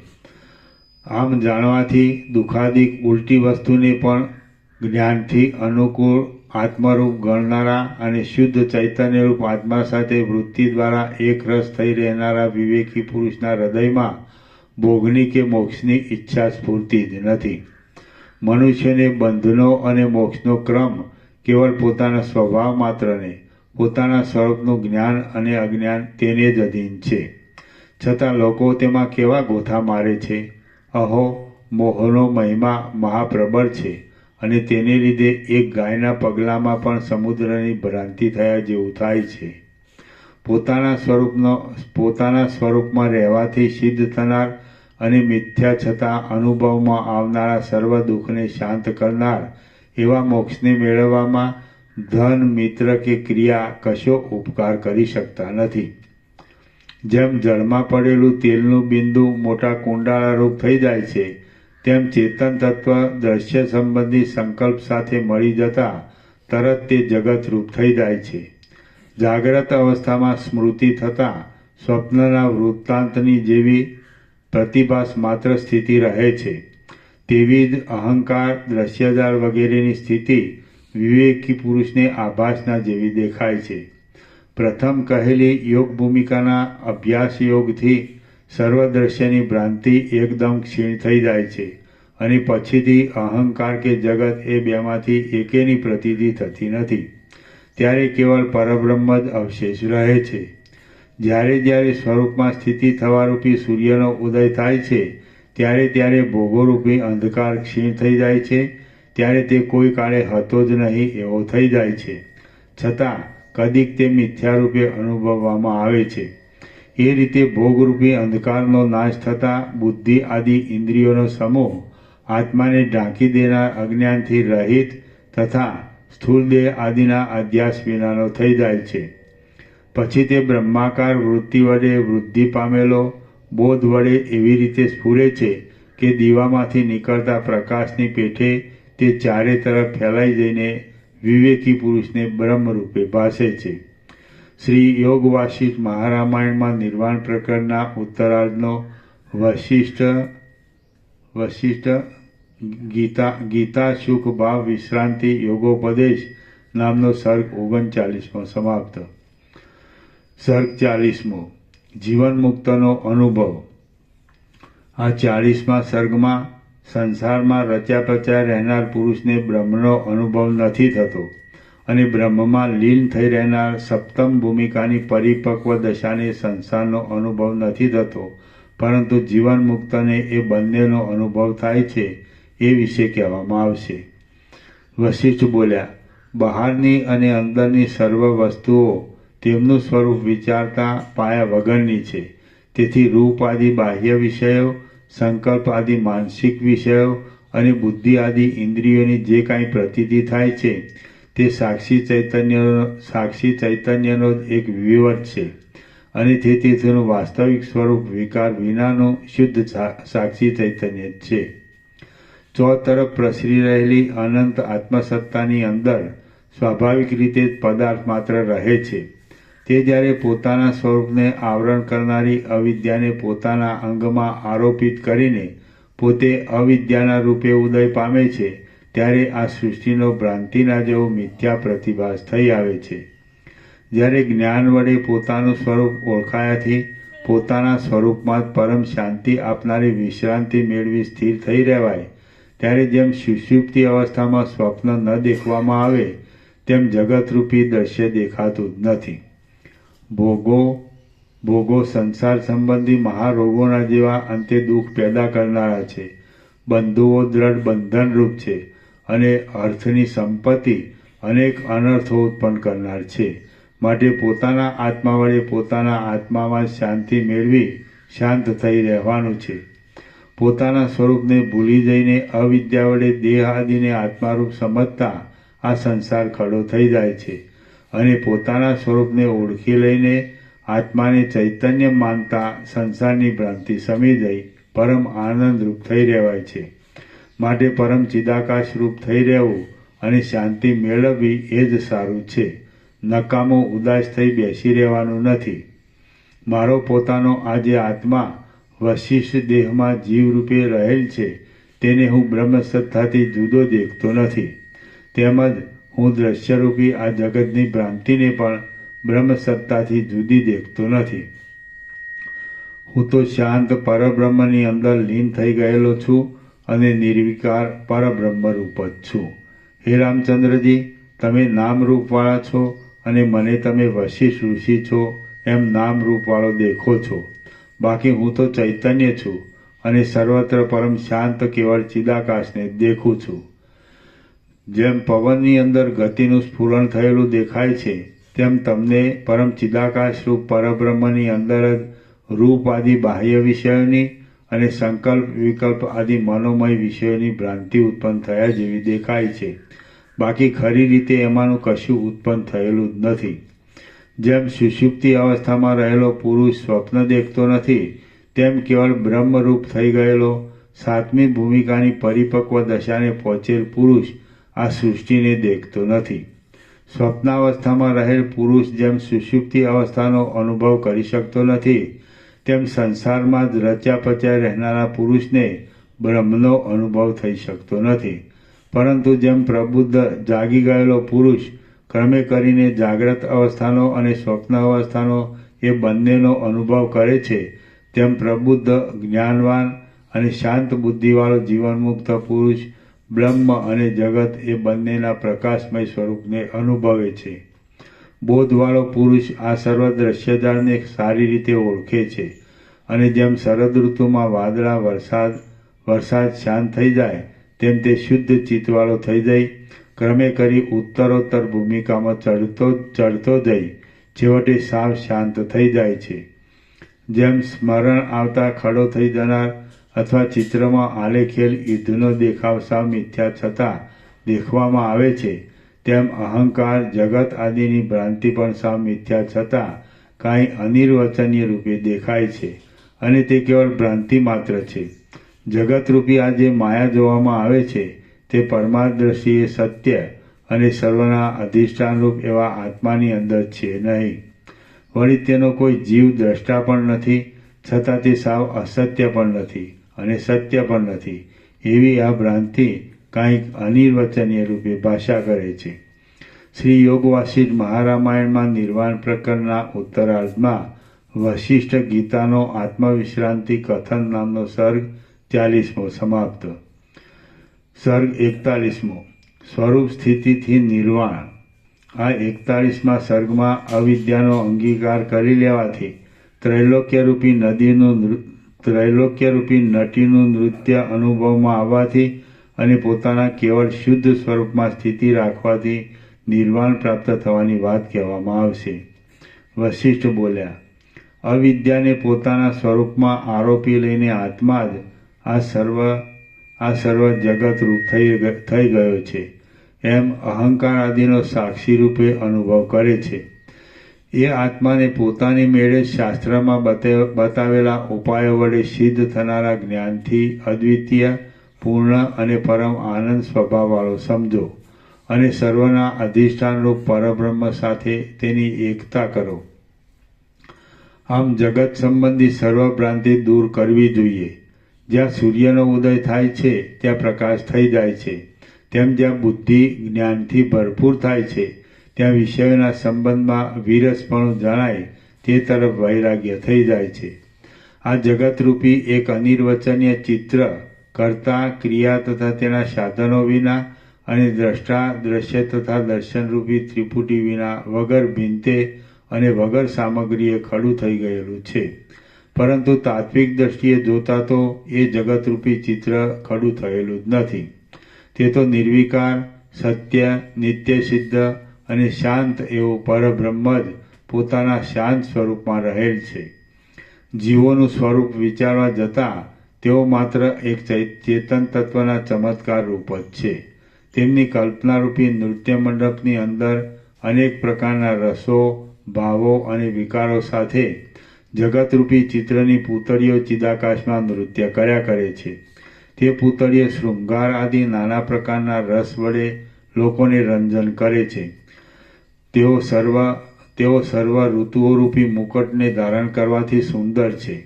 તેને દિશાઓરૂપી ભુજલતાઓ છે, પાતાળરૂપી ચરણ છે, બ્રહ્મલોકરૂપી મસ્તક છે અને તે ચંદ્ર સૂર્યરૂપી ચપળ નેત્રને ચારે દિશાએ ચમકાવે છે.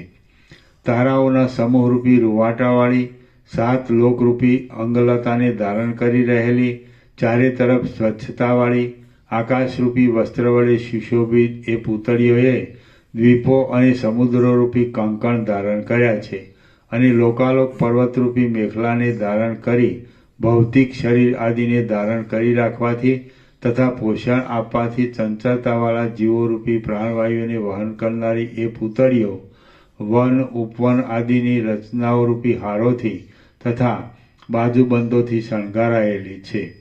તે પુરાણ અને વેદરૂપી વચન બોલે છે. તે ક્રિયાઓના કાળરૂપે દેખાવ આપનારા સુખ દુઃખોરૂપી વિલાસવાળી છે અને નવા નવા હાવભાવ બતાવ્યા કરે છે. તેમની ગણના કરવા પણ કોણ શક્તિમાન થાય? તેઓ માત્ર એક પરમાણુ જેટલા ચિદાકાશની અંદર પણ પોતે ચિદાકાશરૂપ હોવાથી ખડી થઈ જાય છે. આ ત્રૈલોક્યરૂપી પૂતળીઓનું આપણી પાસે જે કાંઈ નૃત્ય દેખાય છે તે બ્રહ્મરૂપ જળના એક પ્રવાહરૂપ છે અને બ્રહ્મરૂપી પવનની ગતિરૂપ છે. સુષુપ્તિ અવસ્થામાં પણ જાગ્રત રૂપે રહેનાર સાક્ષી ચૈતન્ય જેમ સ્વપ્નનું કારણ છે, તેમ સર્વના કારણરૂપ અધિષ્ઠાન ચૈતન્ય અવિદ્યાના યોગે ત્રૈલોક્યરૂપી ચિત્રની પુત્રીના નૃત્યમાં કારણરૂપ છે. જાગ્રત અવસ્થામાં પણ તમે ચિંતાને છોડી દઈ જાણે કે સુષુપ્તિ અવસ્થાને પ્રાપ્ત થયા હો તેવી રીતે સંકલ્પ રહિત થઈને રહો અને પોતાના શુદ્ધ સ્વરૂપની ભાવના કરતા રહો. તમે આ જગતરૂપી સ્વપ્નનો આશ્રય કરો નહીં. જાગ્રત અવસ્થામાં તમે જ્ઞાનને લીધે રાગ અને વાસનાથી રહિત થઈને સુષુપ્તિ અવસ્થાની પેઠે સંકલ્પ રહિત થઈ રહેજો. એ જ સ્વરૂપ સ્થિતિ છે અને તેમાં દ્રઢ થઈ રહેવું તે મુક્તિ છે એમ તત્વવેત્તાઓનું સમજવું છે. એ સ્થિતિમાં કર્તા, કર્મ અને સાધનો વિનાનું દ્રષ્ટા, દ્રશ્ય અને દર્શન એ રૂપી ત્રિપુટીથી રહિત તથા રૂપ આદિ બાહ્ય વિષયો અને સંકલ્પ આદિ માનસિક વિષયો વિનાનું બ્રહ્મ જ વિવર્ત ભાવથી જગત રૂપે થઈ રહ્યું છે એમ ભાસે છે. સ્વરૂપ સ્થિતિમાં રહેલા પુરુષને પોતાના નિર્વિકાર પ્રત્યક્ષ ચૈતન્યમાં બ્રહ્મસત્તા જ અભેદ રૂપે પ્રકાશી રહેલી જોવામાં આવે છે. તેને પોતાના પૂર્ણતાવાળા સાક્ષી ચૈતન્યમાં બ્રહ્મસત્તા જ પૂર્ણપણે રહેલી છે તેમ દેખાય છે. તેમજ દ્વિત્વ, એકત્વ વગેરે ભેદથી રહિત પોતાના આત્મ સ્વરૂપ સાથે દ્વિત્વ, એકત્વ આદિ ભેદ વિનાનું બ્રહ્મ જ અખંડ એક રસ રૂપે થઈ રહેલ છે એમ તેને પ્રતીતિ થાય છે. સૃષ્ટિના અધિષ્ઠાનની અંદર અભેદ રૂપે રહેલું એ સત્ય તત્વ સત્ય આત્માની અંદર શાંતપણે પોતાની મેળે જ સ્થિર થઈ રહેલું છે. એ તત્વ આકાશના અંદરના ભાગના જેવું નિર્વિકાર, વિશાળ અને અસંગ છે તેમજ શિલાના જઠરના જેવું ઘટ્ટ છે. વળી સુંદર રત્નના અંદરના ભાગ જેવું પ્રકાશમય છે.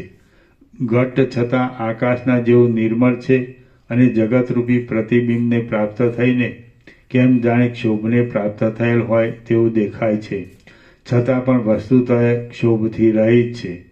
તે જગતરૂપે અસત્ય છે છતાં અધિષ્ઠાન રૂપે સત્ય છે. જેની નવી રચના હવે પછી થવાની હોય એવું કોઈ શેર જેમ કલ્પનારૂપે તેના રચનાની અંદર રહ્યું હોય છે તેમ આ સર્વ પ્રકાશમય અનંત બ્રહ્મની અંદર રહેલ છે. મનને જુદું ન રાખતા જ્યારે તેની વૃત્તિ દ્વારા પરબ્રહ્મ સાથે એકરૂપ કરી દેવામાં આવે છે ત્યારે આ વાત અનુભવમાં આવે છે. જેમ સંકલ્પ રૂપે કલ્પના કરાયેલું નગર સંકલ્પથી જુદું નથી તેમ આ જગતનો આભાસ પણ પરમાર્થરૂપ પરબ્રહ્મથી જુદો નથી. જેમ ચોખંડી સોનાની પાટ ભવિષ્યરૂપે અનેક આકારોને, દાગીનાઓને ધારણ કરી રહી હોય છે તેમ પરબ્રહ્મ પોતાની અંદર અનેક પ્રકારના વિસ્તારોને ધારણ કરી રહેલ દેખાય છે. આમ છતાં તે પોતાના નિત્ય અને શાંત સ્વરૂપમાં જ સદાકાળ રહ્યું છે. એ પ્રકાશમય પરમ તત્વ નિરંતર ઉત્પત્તિ થવી, નાશ થવો વગેરે વિકારોવાળું ભાસતા છતાં નિરંતર નિર્વિકાર અને એક રૂપે જ રહ્યું છે. તે નાશ, ઉત્પત્તિ આદિ વિકારથી રહિત છે, પાસ વિનાનું છે અને એક છતાં કેમ જાણે અનેક રૂપે થઈ રહેલ હોય તેવું ભાસે છે. હે રામચંદ્રજી, આકાશમાં કલ્પાયેલા અને સત્તા વગરના એવા તમારા ગંધર્વનગર, મલીપણું વગેરે તત્વ શૂન્ય સ્વરૂપ વડે શોભે છે. તે જ પ્રમાણે પોતાનું સ્વરૂપ ઓળખાયા પછી શાંતિ વડે ઘન ભાવને ગાંઠાપાને પ્રાપ્ત થયેલું બ્રહ્મ જ પોતાના અદ્વૈતપણાને લીધે ઉત્પન્ન પણ ન થયેલા અને નાશને પણ ન પામેલા એવા પોતામાં કલ્પાયેલા સૃષ્ટિરૂપી રાજ્ય વૈભવ વડે શોભી રહેલ ભાસે છે. શ્રી યોગવાસિત મહારામાયણમાં નિર્વાણ પ્રકરણના ઉત્તરાર્ધનો ઉપદેશ કરણ નામનો સર્ગ 41મો સમાપ્ત. સર્ગ 42મો જગત અને ઈશ્વરની એકતા. આ 42મા સર્ગમાં જગત અને ઈશ્વરની એકતા ફરીને બતાવવામાં આવશે અને પોતાનો અંતરાત્મા કે જે પરમેશ્વર છે તેની વિવેક વડે પૂજા કરવા વિશે કહેવાશે. વશિષ્ઠ બોલ્યા, નિર્વિકાર ચિદાત્માની અંદર જે કાંઈ ચિત્તના જેવું દેખાય છે તે ચિદાત્માથી જુદું નથી. કેમ કે વિભાગને બતાવનારા નામરૂપની રચના પહેલાં જ ચૈતન્યમાં એટલે ચિદાત્મામાં ઉપાધિ રૂપે દાખલ થયેલા ચિત્તમાં નામરૂપ વડે થનારો વિભાગનો સંપર્ક સંભવતો નથી. વળી ચિત્ત પણ ચિદાત્માની પેઠે નિર્મળ છે, તેને લીધે પણ એ બંનેનો ભેદ અસંભવિત છે. હવે જ્યાં ચિત્ત પણ ચિદાત્માથી જુદું નથી સંભવતું ત્યાં પછી ચિત્તે કલ્પી કાઢેલ સૃષ્ટિ આદિનો તો ક્યાંથી જ સંભવ હોય. રૂપ આદિ બાહ્ય વિષયો અને સંકલ્પ વિકલ્પ આદિ માનસિક વિષયો ચિદાત્મારૂપી જળના એક પ્રવાહના તરંગો છે. જ્યાં સુધી ચિત્ત હોય ત્યાં સુધી ચિદાકાશની અંદર તેમની પ્રતીતિ ઝાંઝવાના જળની ભ્રાંતિની પેઠે થયા કરે છે. અને જ્યાં ચિત્તરૂપ સૂર્યનો અસ્ત થાય છે ત્યાં તે ભ્રાંતિ પણ અસ્ત થઈ જતી રહે છે. જેમ પવનમાં સ્વાભાવિક રીતે ગતિ દેખાય છે અને જેમ સ્વાભાવિકપણે જ પ્રકાશનો ફેલાવો થાય છે, તેમ સ્વાભાવિક રીતે જ પરમાત્માની અંદર ભ્રાંતિને લીધે આ જગતની પ્રતીતિ થાય છે. જેમ જળની અંદર દ્રવપણું રહેલું છે, જેમ આકાશમાં શૂન્યતા રહી છે, જેમ પવનની અંદર ચંચળતા રહેલી છે, તેમ પરમાત્માની અંદર આ જગત પણ વિવર્ત રૂપે કાંઈ અનિર્વચનીયપણે રહ્યું છે. મણિમાં જેમ નિર્મળતા ઝળક્યા કરે છે, તેમ મહાચૈતન્યરૂપી મહાવિશાળ આકાશની અંદર આ જગત ઝળક્યા કરે છે, ભાષા કરે છે. તે ચિદાકાશ પોતે જ વિવર્ત ભાવથી તેવી રૂપે થઈ રહ્યું છે એમ જાણવું. જેમ જળમાં દ્રવપણું રહ્યું છે, આકાશમાં શૂન્યતા રહી છે અને વાયુમાં ગતિ રહી છે, તેમ અનંત ચિદાકાશની અંદર આ જગત અભેદ સત્તાથી વિવર્ત રૂપે રહ્યું છે. વાયુ જેમ પોતાનામાં રહેલી ગતિને પોતાથી અભેદ સત્તાવાળી સમજે છે, તેમ ચિદાત્મા પણ જ્ઞાન સંપન્ન દશામાં જગતને પોતાથી અભેદ સત્તાવાળું સમજે છે. તેમાં દ્વિત્વ, એકત્વ આદિ ભેદનો જરા પણ સંભવ જ નથી. અવિવેક વડે જોતા આ જગત આડંબરવાળું લાગે છે. વિવેક વડે વિચારતા તે ક્ષણભંગુર જણાય છે અને જ્ઞાન થયા પછી તો તે આડંબર અને ક્ષણભંગુરતા એ બંને વિનાનું નિરંતર એક ચૈતન્ય રૂપે જ અનુભવમાં આવે છે. શુદ્ધ, આદિ, મધ્ય અને અંતથી રહિત જ્ઞાન સ્વરૂપ શુદ્ધ ચૈતન્ય પરમ તત્વ વિના બીજું કશું અહીં છે જ નહીં એમ છેવટ નિર્ણય થઈ શકે છે. એ તત્વને કેટલાક વેદાંતીઓ પરમ આનંદમય શાંત બ્રહ્મ સ્વરૂપ કહે છે, કેટલાક શાશ્વત પરબ્રહ્મ રૂપ કહે છે, કેટલાક શૂન્યવાદીઓ શૂન્ય રૂપ કહે છે અને કેટલાક વિજ્ઞાનવાદીઓ વિજ્ઞાન રૂપ એટલે બુદ્ધિરૂપ કહે છે. એ અનંત ચૈતન્ય પરમ તત્વ દ્રશ્યના આકારની ભાવનાને લીધે કેમ જાણે તેવા રૂપે થઈ રહ્યું હોય હલો ગયા આ છે વચનામૃત. ગાડીમાં વ્રતમથી મૂકવાના હતા લઈ જવા માટે, એટલે મૂકે ગાડીમાં. શું મૂક્યા? વચનામૃત. એ અનંત ચૈતન્ય પરમ તત્વ દ્રશ્યના આકારની ભાવનાને લીધે કેમ જાણે તેવા રૂપે થઈ રહ્યું હોય અને પોતાના વાસ્તવ સ્વરૂપમાં રહ્યા છતાં કેમ જાણે અવિદ્યા વડે ઢંકાયેલું હોય તેમ બાહ્ય વિષય રૂપે ભાસવા માંડે છે. જેમ શૂન્યરૂપ આકાશની સત્તા વિના વાયુનું બીજું કશું કારણ નથી અને વાયુની સત્તા વિના બીજું તેની ગતિનું કારણ નથી, તેમ ચેતનની એટલે જ્ઞાતાની દ્રષ્ટાની સત્તા વિના જ્ઞેયની એટલે દ્રશ્યની સત્તા નથી અને દ્રશ્યની સત્તા વિના ચિત્તની સત્તા નથી. એવી રીતે નિરંતર બ્રહ્મ સત્તાને લીધે સત્તાવાળી આ સૃષ્ટિરૂપી ભ્રાંતિમાં અધિષ્ઠાન ચૈતન્ય રૂપે સત્યપણાનો અને પોતાના સ્વરૂપ વડે અસત્યપણાનો એમ બંને રીતે નિર્દેશ કરવામાં આવે છે. તેની નીચે ટાંચ છે: સદૈવ સૌમ્ય ઇદમગ્ન આસિત. સૃષ્ટિના આરંભમાં તે સત્ય હતું. અસદવા ઈદમગ્ન આસિત. સૃષ્ટિના આરંભમાં તે અસત્ય હતું. બાકી મહાચૈતન્ય સત્તા વિના બીજા કશા હેતુની તેમાં અપેક્ષા રહેતી નથી. જો કદાચિત જળ ચેતનના દ્વિત્વ કે એકત્વની આપોઆપ સત્તા હોય તો આ સૃષ્ટિરૂપી ભ્રાંતિમાં દેખાતો અર્થ હજી કાંઈક સંભવી શકત. પણ મહાચિદાકાશની અંદર દ્વિત્વ એકત્વની કલ્પના કરનારો કોણ છે? આ જગત જે જોવામાં આવે છે તે એક અપાર પરમ ચિદાકાશ જ વિવર્ત ભાવથી ચોતરફ પ્રસરી રહે છે.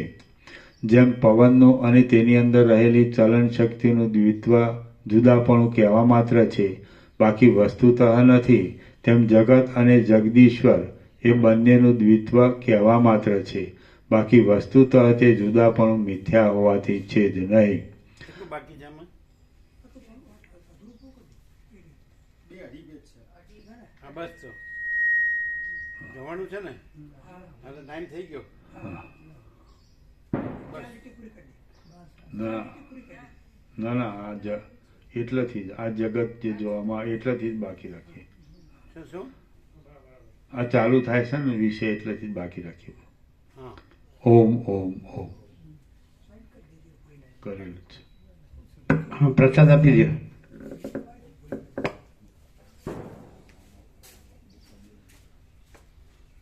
ત્યાં પાના નંબર શું છે? 1266.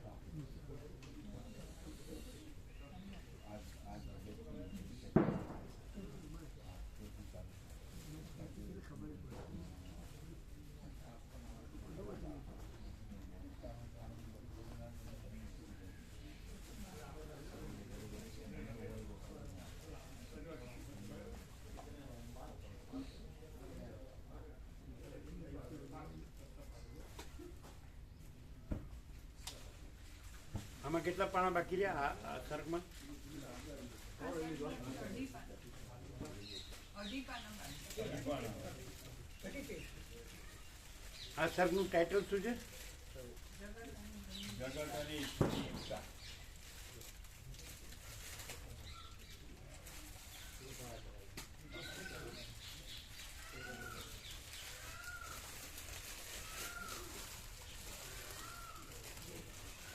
આ સર્કનું ટાઇટલ શું છે?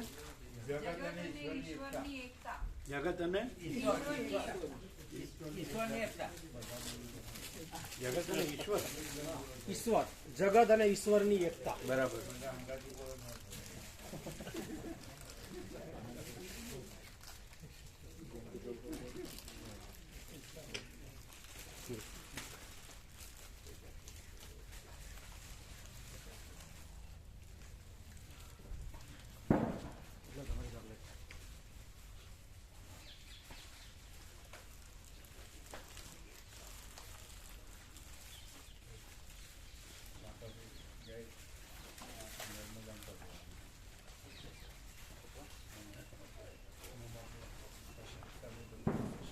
ઓમ ઓમ ઓમ ઓમ ઓમ.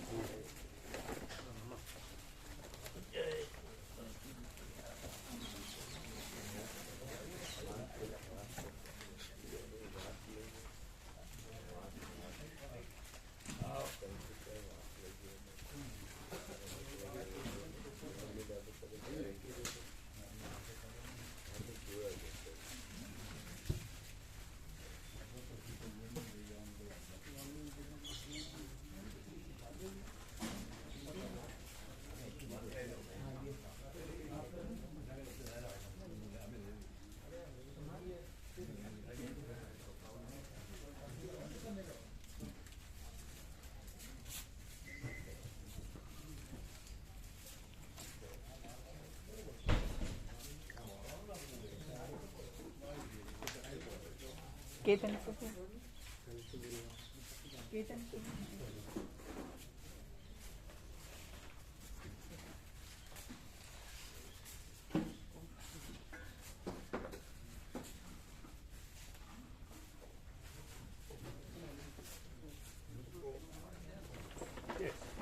જીવનમૂત્રના લક્ષણો 38ના સર્ગમાં આવ્યા.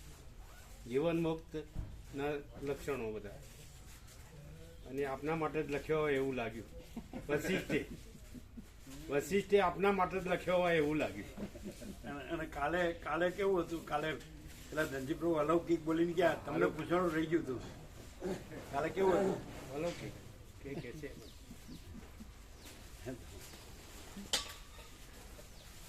તમારા અંદર પડી આવ્યા.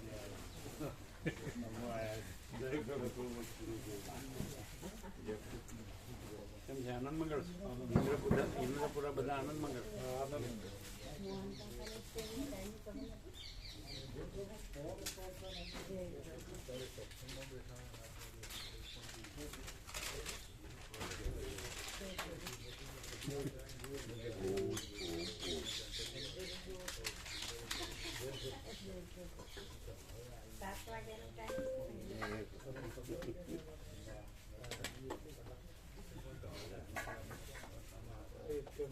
કેમ છે તબિયત? બેચાપુર નથી આવ્યા? કેમ છે? આનંદ મંગળ. એકદમ આનંદ મંગળ. બેઠા પ્રભુ આવે છે. આનંદ મંગળ. ત્યાં બધાને પ્રસાદ આપો. આપે બેઠા પ્રભુને આવાજ એટલે તમારું યાદ કરશું.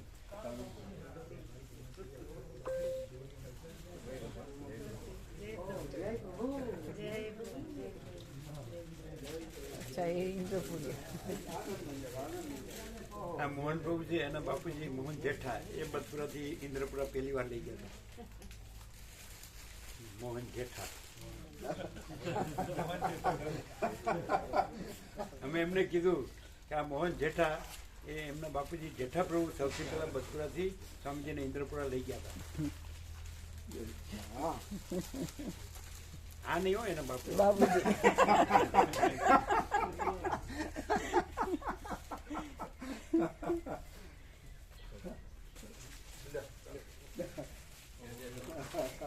ભગવાન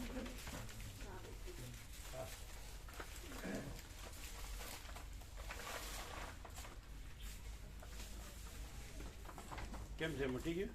હા, પાછળ પેલું દુઃખ પેલો એવું કશું દુખાવો નથી. ગોળી પૂરી થઈ ગઈ. એ તો કાલ પૂરી. પ્રસાદ લેવાય છે? આવો ફૂલ. એ આ લોકોને પ્રસાદ આપવા આ લોકો આવ્યા એને.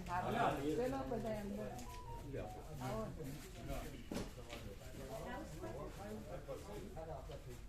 એ આ લોકોને ચાપડી નાસ્તો કરાવો બધા છે ને કેતન બધું? પ્રભુ હા પ્રભુ છે. એ ગો પ્રભુ બીજાને ન કરાવો ઓછો હોત તો પણ ગામડાને તો કરાવો.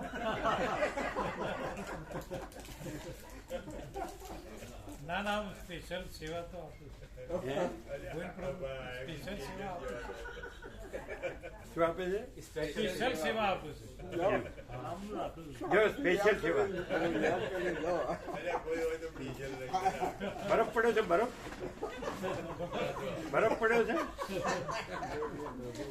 બ્રહ્મ કૃપા કેવલમ આનંદ મંગલ ઓમ ઓમ ઓમ. કેમ છે તબિયત?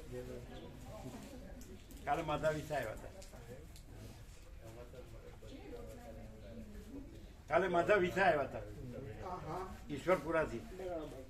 માધા વિસા એના ભાઈ રમણ પ્રભુ, બળદેવ પ્રભુ અને બીજા પણ. કાલે માધા વિસા આવ્યા હતા ઈશ્વરપુરા. અંબાલાલ પ્રભુ જતા રહ્યા ને અહીંયા 4 દિવસ રહીને ગીત જ્યાં બીજા જ દિવસ આવી વાત તો કીધું સારું. પહેલી વખત જ 4 દિવસ રહ્યા. કોઈ દિવસ રહ્યા જ કોઈ નહોતા. દિવસ નતા. Record break. પહેલી વખત જ 4 દિવસ રહ્યા. આ લોકોને ચા પાણી નાસ્તો કરાવો ગોવા પ્રભુ.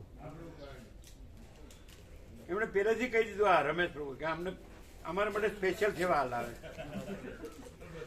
तो उसके गांव के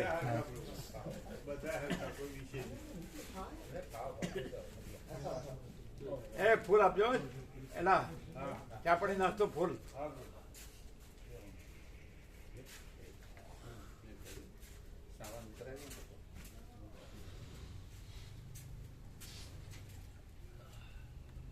બધું બનાવવાનું છે કે છે ચા બનાવો અને બીજું તો બધું સર શું છે ફૂલ સર શું છે રોટલા રોટલી પ્રભુનો પ્રસાદ બધું તો એ બધું આ તો પછી લઈ જાઓ બધા કેટલી વાર છે આ ચા બનાવી લીધો ચા ને શું વાર છે ચા તો ફટાફટ થઈ જાય હા નાસ્તો આપીએ એટલે ચા બની પણ ચાની હારે નાસ્તો લેવો ને ચા એ તો હાલત થઈ જાય मुरमुरे भी है ना मुरमुरे प्रसाद भी मुरमुरे से पेट नहीं भरता है नहीं और रोटी है रोटला भी सब બધું ફૂલ सब है નાસ્તો તો ફૂલ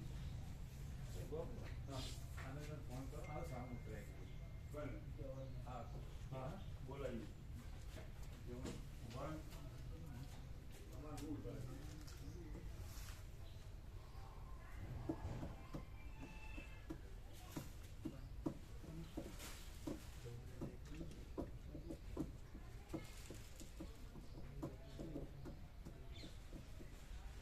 માધા પ્રભુ આપણે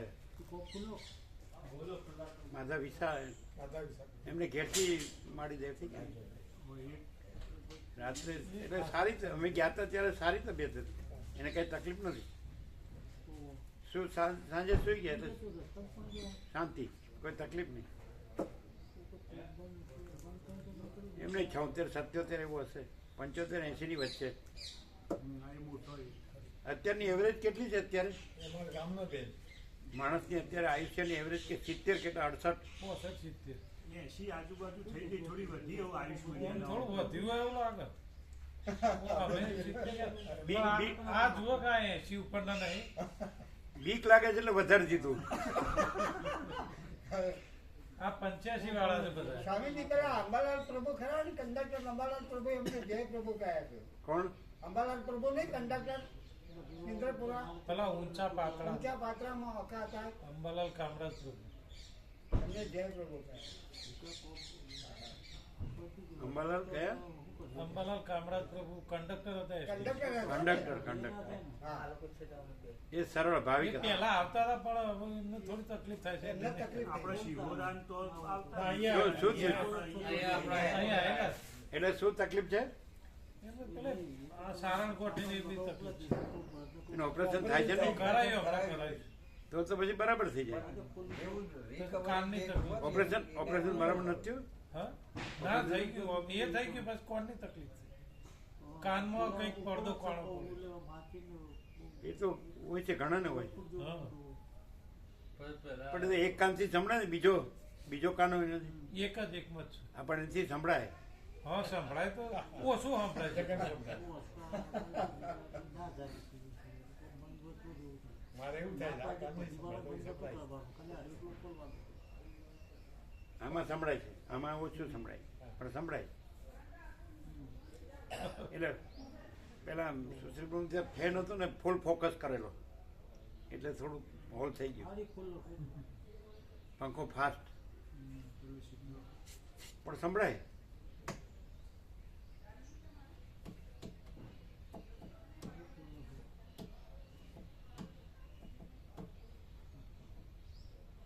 અને પેલા ડ્રાઈવર પ્રભુ હતા ને, ડ્રાઈવર પ્રભુ ગોવિંદ પ્રભુ, ગોવિંદ પ્રભુ. એ અંબાલાલ બીના મોટા બાપા દીકરા એ છે ને. હોય એ છે, છે. પણ એમને પેશાબની પ્રોસ્ટેટની તકલીફ. એટલે આપણે બધા સૌરાષ્ટ્ર ગયા હતા ને, હા એટલે પેલા ગામ આવે ને એટલે બધા ધૂન બોલાવવા માંડે. એટલે કે હું જાણું છું આ બધાને, ગામ આવે એટલે જ બોલાવે. ગામ વહી જાય પછી હું જાય છે પછી બધા એવું કહેતા હતા ને. આખા બોલાવે. કઈ દી તરત જ કઈ દી આખા બોલાવે. હવે શરીરથી બહુ ઢીલા થઈ ગયા. હે હવે શરીરથી ઢીલા થઈ ગયા. બહુ ઢીલા પડે. અવસ્થા થઈ. હા અવસ્થા થઈ પ્રોસ્ટેટની તકલીફ વધારે હશે એટલે ડાયાબિટીસ નું બધું ભેગું થયું. ડાયાબિટીસ એવું થયું છે. પણ આ કાલે બળદેવ પ્રભુ કહેતા હતા, માધવ પ્રભુ નાના ભાઈ બળદેવ પ્રભુ કહેતા ને, હા એમને ચરાડાના ચૌધરી પ્રભુ ડોક્ટર પ્રભુ છે હા હા છે તો બધાને સારું થઈ જાય.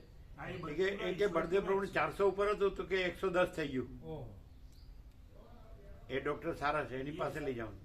તો ઈશ્વરપુરામાં જ ઈશ્વરપુરા હા એ ડોક્ટર ચરાડાના ચૌધરી પ્રભુ અને બધા ત્યાં આવે છે દૂર દૂરથી આજુબાજુ અને બધાને સારું થઈ જાય. એટલે બળદેવ પ્રભુ પોતાનું કહેતા હતા હા હા 400 ઉપર હતું તો 110 થઈ ગયું 20 દિવસમાં. નોર્મલ કહેવાય ને. હા એટલે સારું કહેવાય. અમુક લોકોને એવું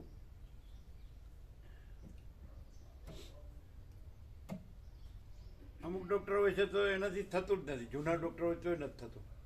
અને અમુક નવા હોય છે તો એ જાણી લે છે હા. સારી દવાઓ તેનાથી થઈ જાય એવું.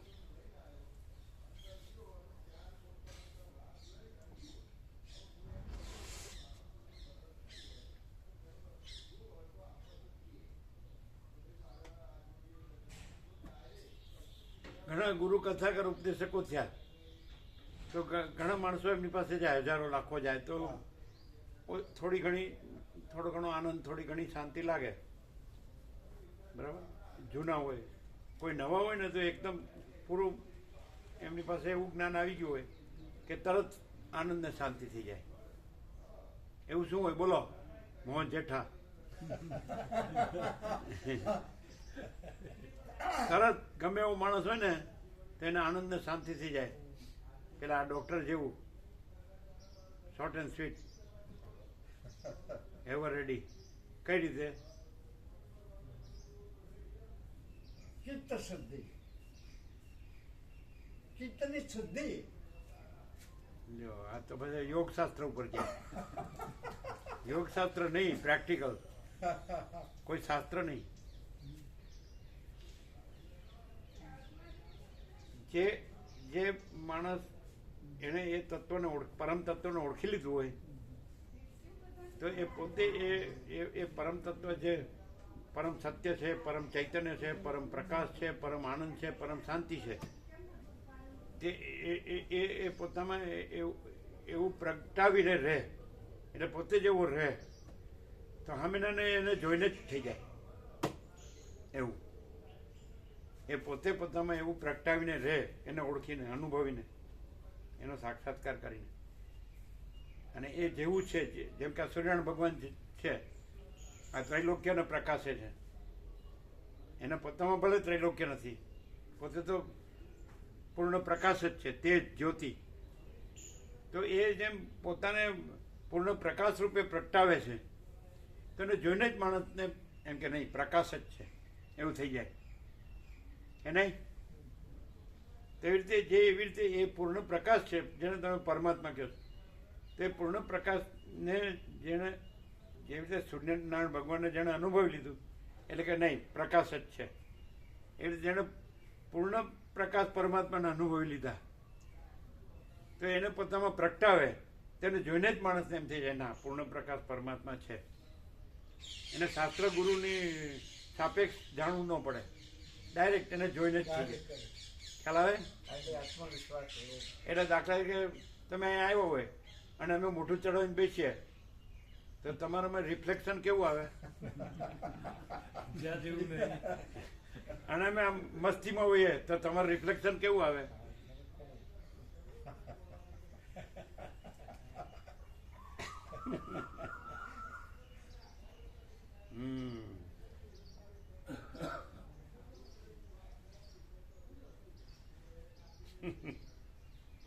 બેચાપડું વસે છે કે આ માણસને 48 વર્ષથી જોઈએ છે પણ હજી ખબર ન પડી. એવું છે? ના કે છે.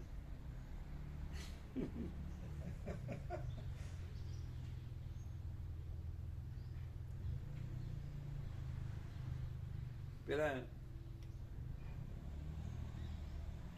ખરણાના આપણે શિક્ષક હતા ને મણિપ્રભુ, એ પેલી સ્કૂલમાં હતા પેલું ટાવર છે એ બાજુ સ્કૂલ છે ને રાજમાતા. નહીં એ રાજમાતા નહીં, આરબીએલડી રાજમાતાની પાછળ રહેતા રાજમાતા હાઈસ્કૂલની પાછળ સોસાયટી. એ તો ખબર છે, અમે ગયેલા ને પ્રસાદ લેવા. એ એમ કેતા હું બીજા કોઈ ન માનું, એક મહાત્મા ગાંધીજીને માનું ને એક તમને જ માનું. એ યોગ વાસિટ વાંચતા હતા તો બોધમાં સરળ સોળમાં યોગ વાસિટ સરળ હતા. મા મોહ અમે એમની પાસે ભણેલા, એની પાસે મા મોહ 3 હતા. મણિપ્રભુ પછી માધા પ્રભુ હતા ને, માધા અને મોહન પ્રભુ મા મોહ 3 હતા ને.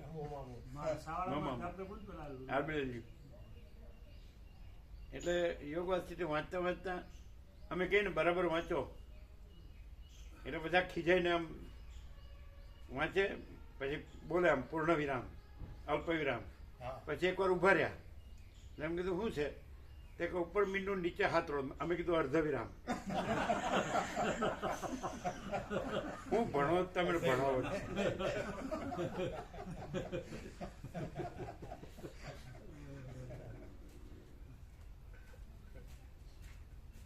એને ભેગું કરેલું હતું તો બધું ગવાર ગમમાં જતું રહ્યું. મણિપ્રભુ ખાણા બધા સરળ બધા સરળ.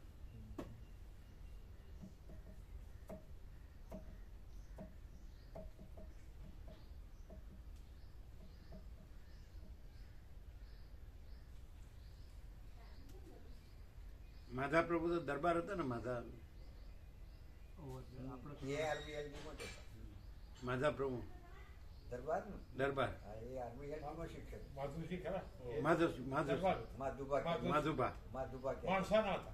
એને ખૂબ લાભ દીધો.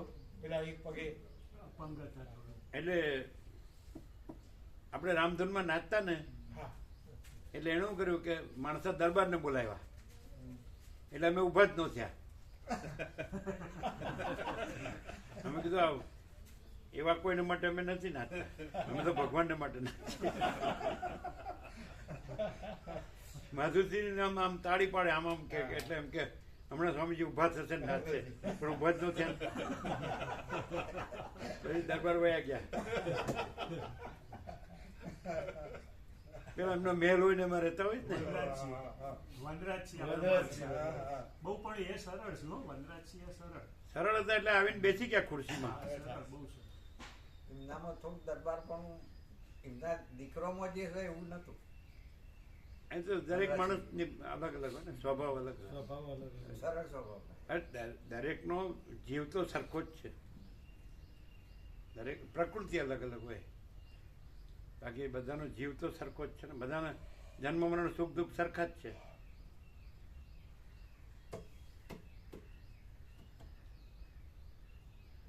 ચા થઈ ગઈ? હા તો લઈ જાઓ, પછી ઠરી જશે. ગરમ ગરમ આપો, ફૂલ આપો છો ફૂલ. એમણે પહેલેથી કહી દીધું અમારી સ્પેશિયલ સેવા થાય. ના પ્રભુ, બધા હરખા હોય, કોઈ વધારે ઓછું નહીં. એમણે પોતે કીધું ને, એને એને જે અનુભવ્યું હોય કે એવું ખોટું ના કહેવાનું. પ્રભુ નિત્ય દર્શન આપીએ. આપો આપો. નિત્ય દર્શનમાં બધો સાર આવી જાય છે, હંમેશા પાસે રાખવા જેવું.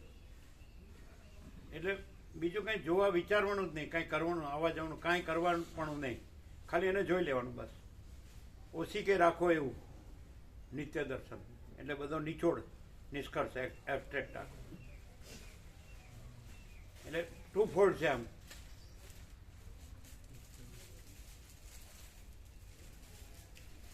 કેટલી વખત આવેલું છે એક નિત્ય દર્શન आगे आया है અને એ હે ભાઈ એ ફોટો ફોટો ફોટો છે, મંદિરમાં મૂક્યું ફોટો છે, ફોટો પેલા ના, પેલા આ ફોટો નહીં, તभी वो ફોટો નહીં, વચનામૃત છે. આ બીજું ટુ છે. ફોલ્ડ ટુ ફોલ્ડ છે. ટુ ફોલ્ડ છે. આ ફોટો તો આયો ફોટો નહીં, આ વચનામૃત છે. વચનામૃત બરાબર. એક આપજો અમને, એમને આપો. આ ટુ ફોલ્ડ છે. જો આ છે ને, જો આ છે ને, સાંભળો, આ રીતે જુઓ, ટુ ફોલ્ડ છે હા, હા. આ રીતે. હવે આ અંદર છે ને જે એ આખો નિચોડ છે, તમે પાસે રાખો સદાય અને માત્ર આ જ જુઓ એટલે બધું આવી ગયું. ડાયરેક્ટ સિદ્ધિ પરમ શાંતિ. જો એ નહીં, આ વચ્ચે વચ્ચે વચ્ચે. એ તો હવે જોવો જ છો હવે 48 વર્ષથી.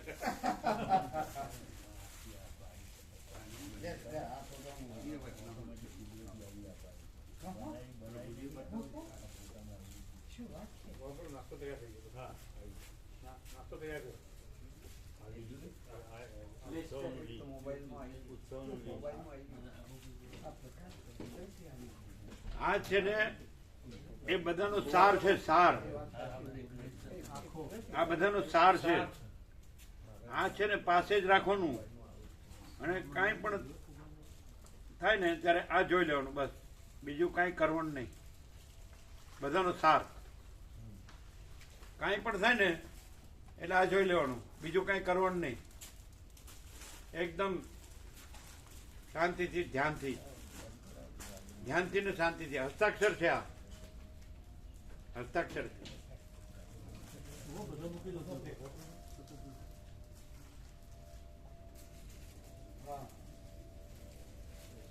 ખ્યાલ આવ્યો ને? કાંઈ પણ થાય ને એટલે એ નહીં જોવાનું, આ જોવાનું. એટલે સિદ્ધિ પરમ શાંતિ. ખ્યાલ આવ્યો? કાંઈ પણ થાય તો એ કાંઈ નથી, આ જ બધું છે. સર્વસ્વ, all and soul, all in all.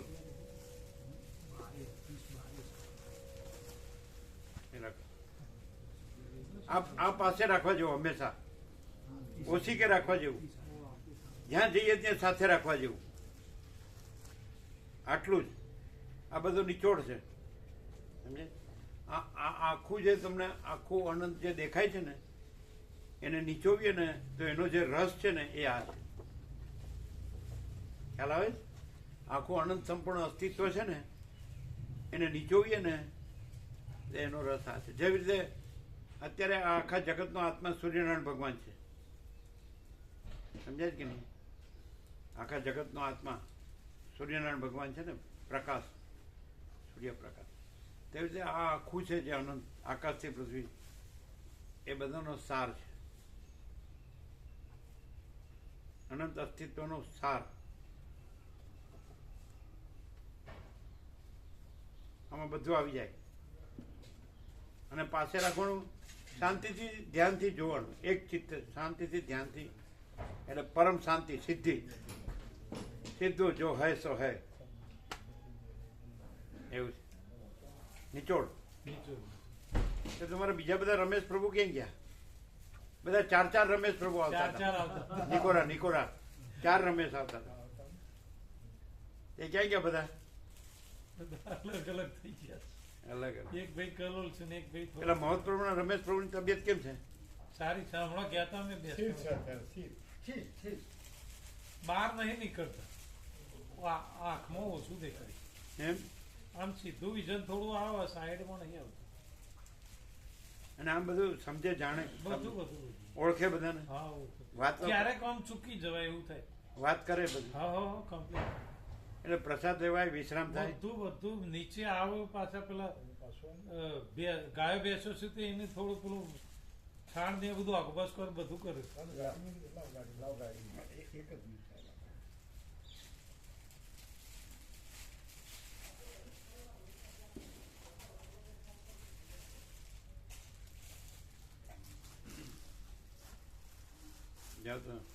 તમે અહીંયા આવો એટલે કેવું લાગે? મોહન પ્રભુ, બેચા પ્રભુ, આમ એટલે હું લ્યો આમ પરમ શાંતિ. હે? પરમ શાંતિ. નામ ના આપી શકીએ એવું. નામ ના આપી શકીએ એવું. બધું આવી જાય. શું કીધું? નામ ના આપી શકીએ એવું કોઈ શબ્દ નથી એમ. એ તો અનામી નહીં એમ કે છે, નામ ન આપ્યા કઈ. હા, પણ એનું નામ એ અનામી છે. એ અનામ છે, અરૂપ છે. નામ ના આપી શકાય એવું.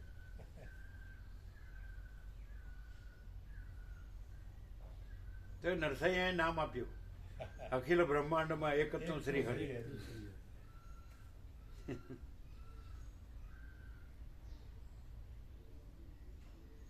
પેલા તત્વબોધમાં શિક્ષકો આવે કે અમે આ બધું ભણાવતા, આ કવિતાઓ, પણ આવી ખબર નહોતી એનો આવો અર્થ થાય. પાછા એમ કે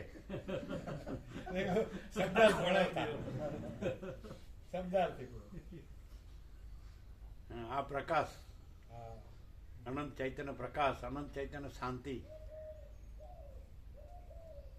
જ્યાં બોલે છે ને, પ્રભુ તું, ઓલા પ્રભુ, પ્રભુ તું. એ તો બધા રાઉન્ડ મારેલું છે ને બધા.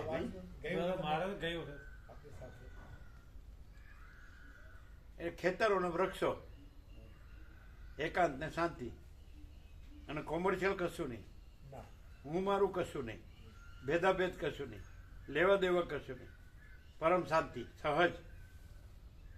એવું છે ને, લાગે ને? કોઈ ખટપટ નહીં, આમ બસ સહજ પરમ શાંતિ.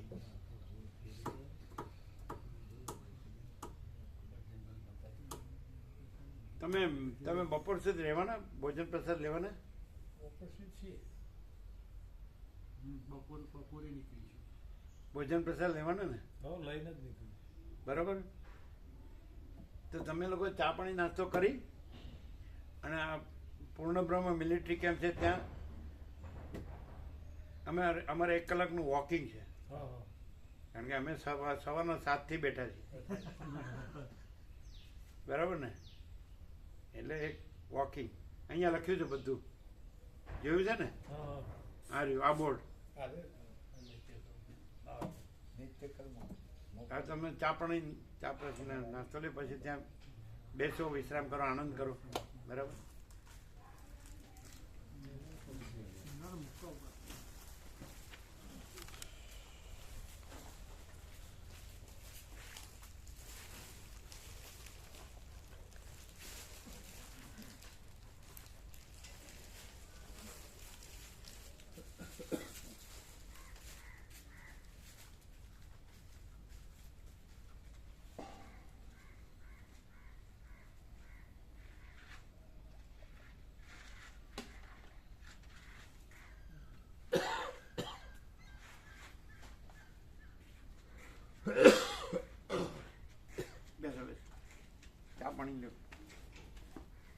પછી ત્યાં બેસજો આનંદથી વિશ્રામ કરો તો કરજો.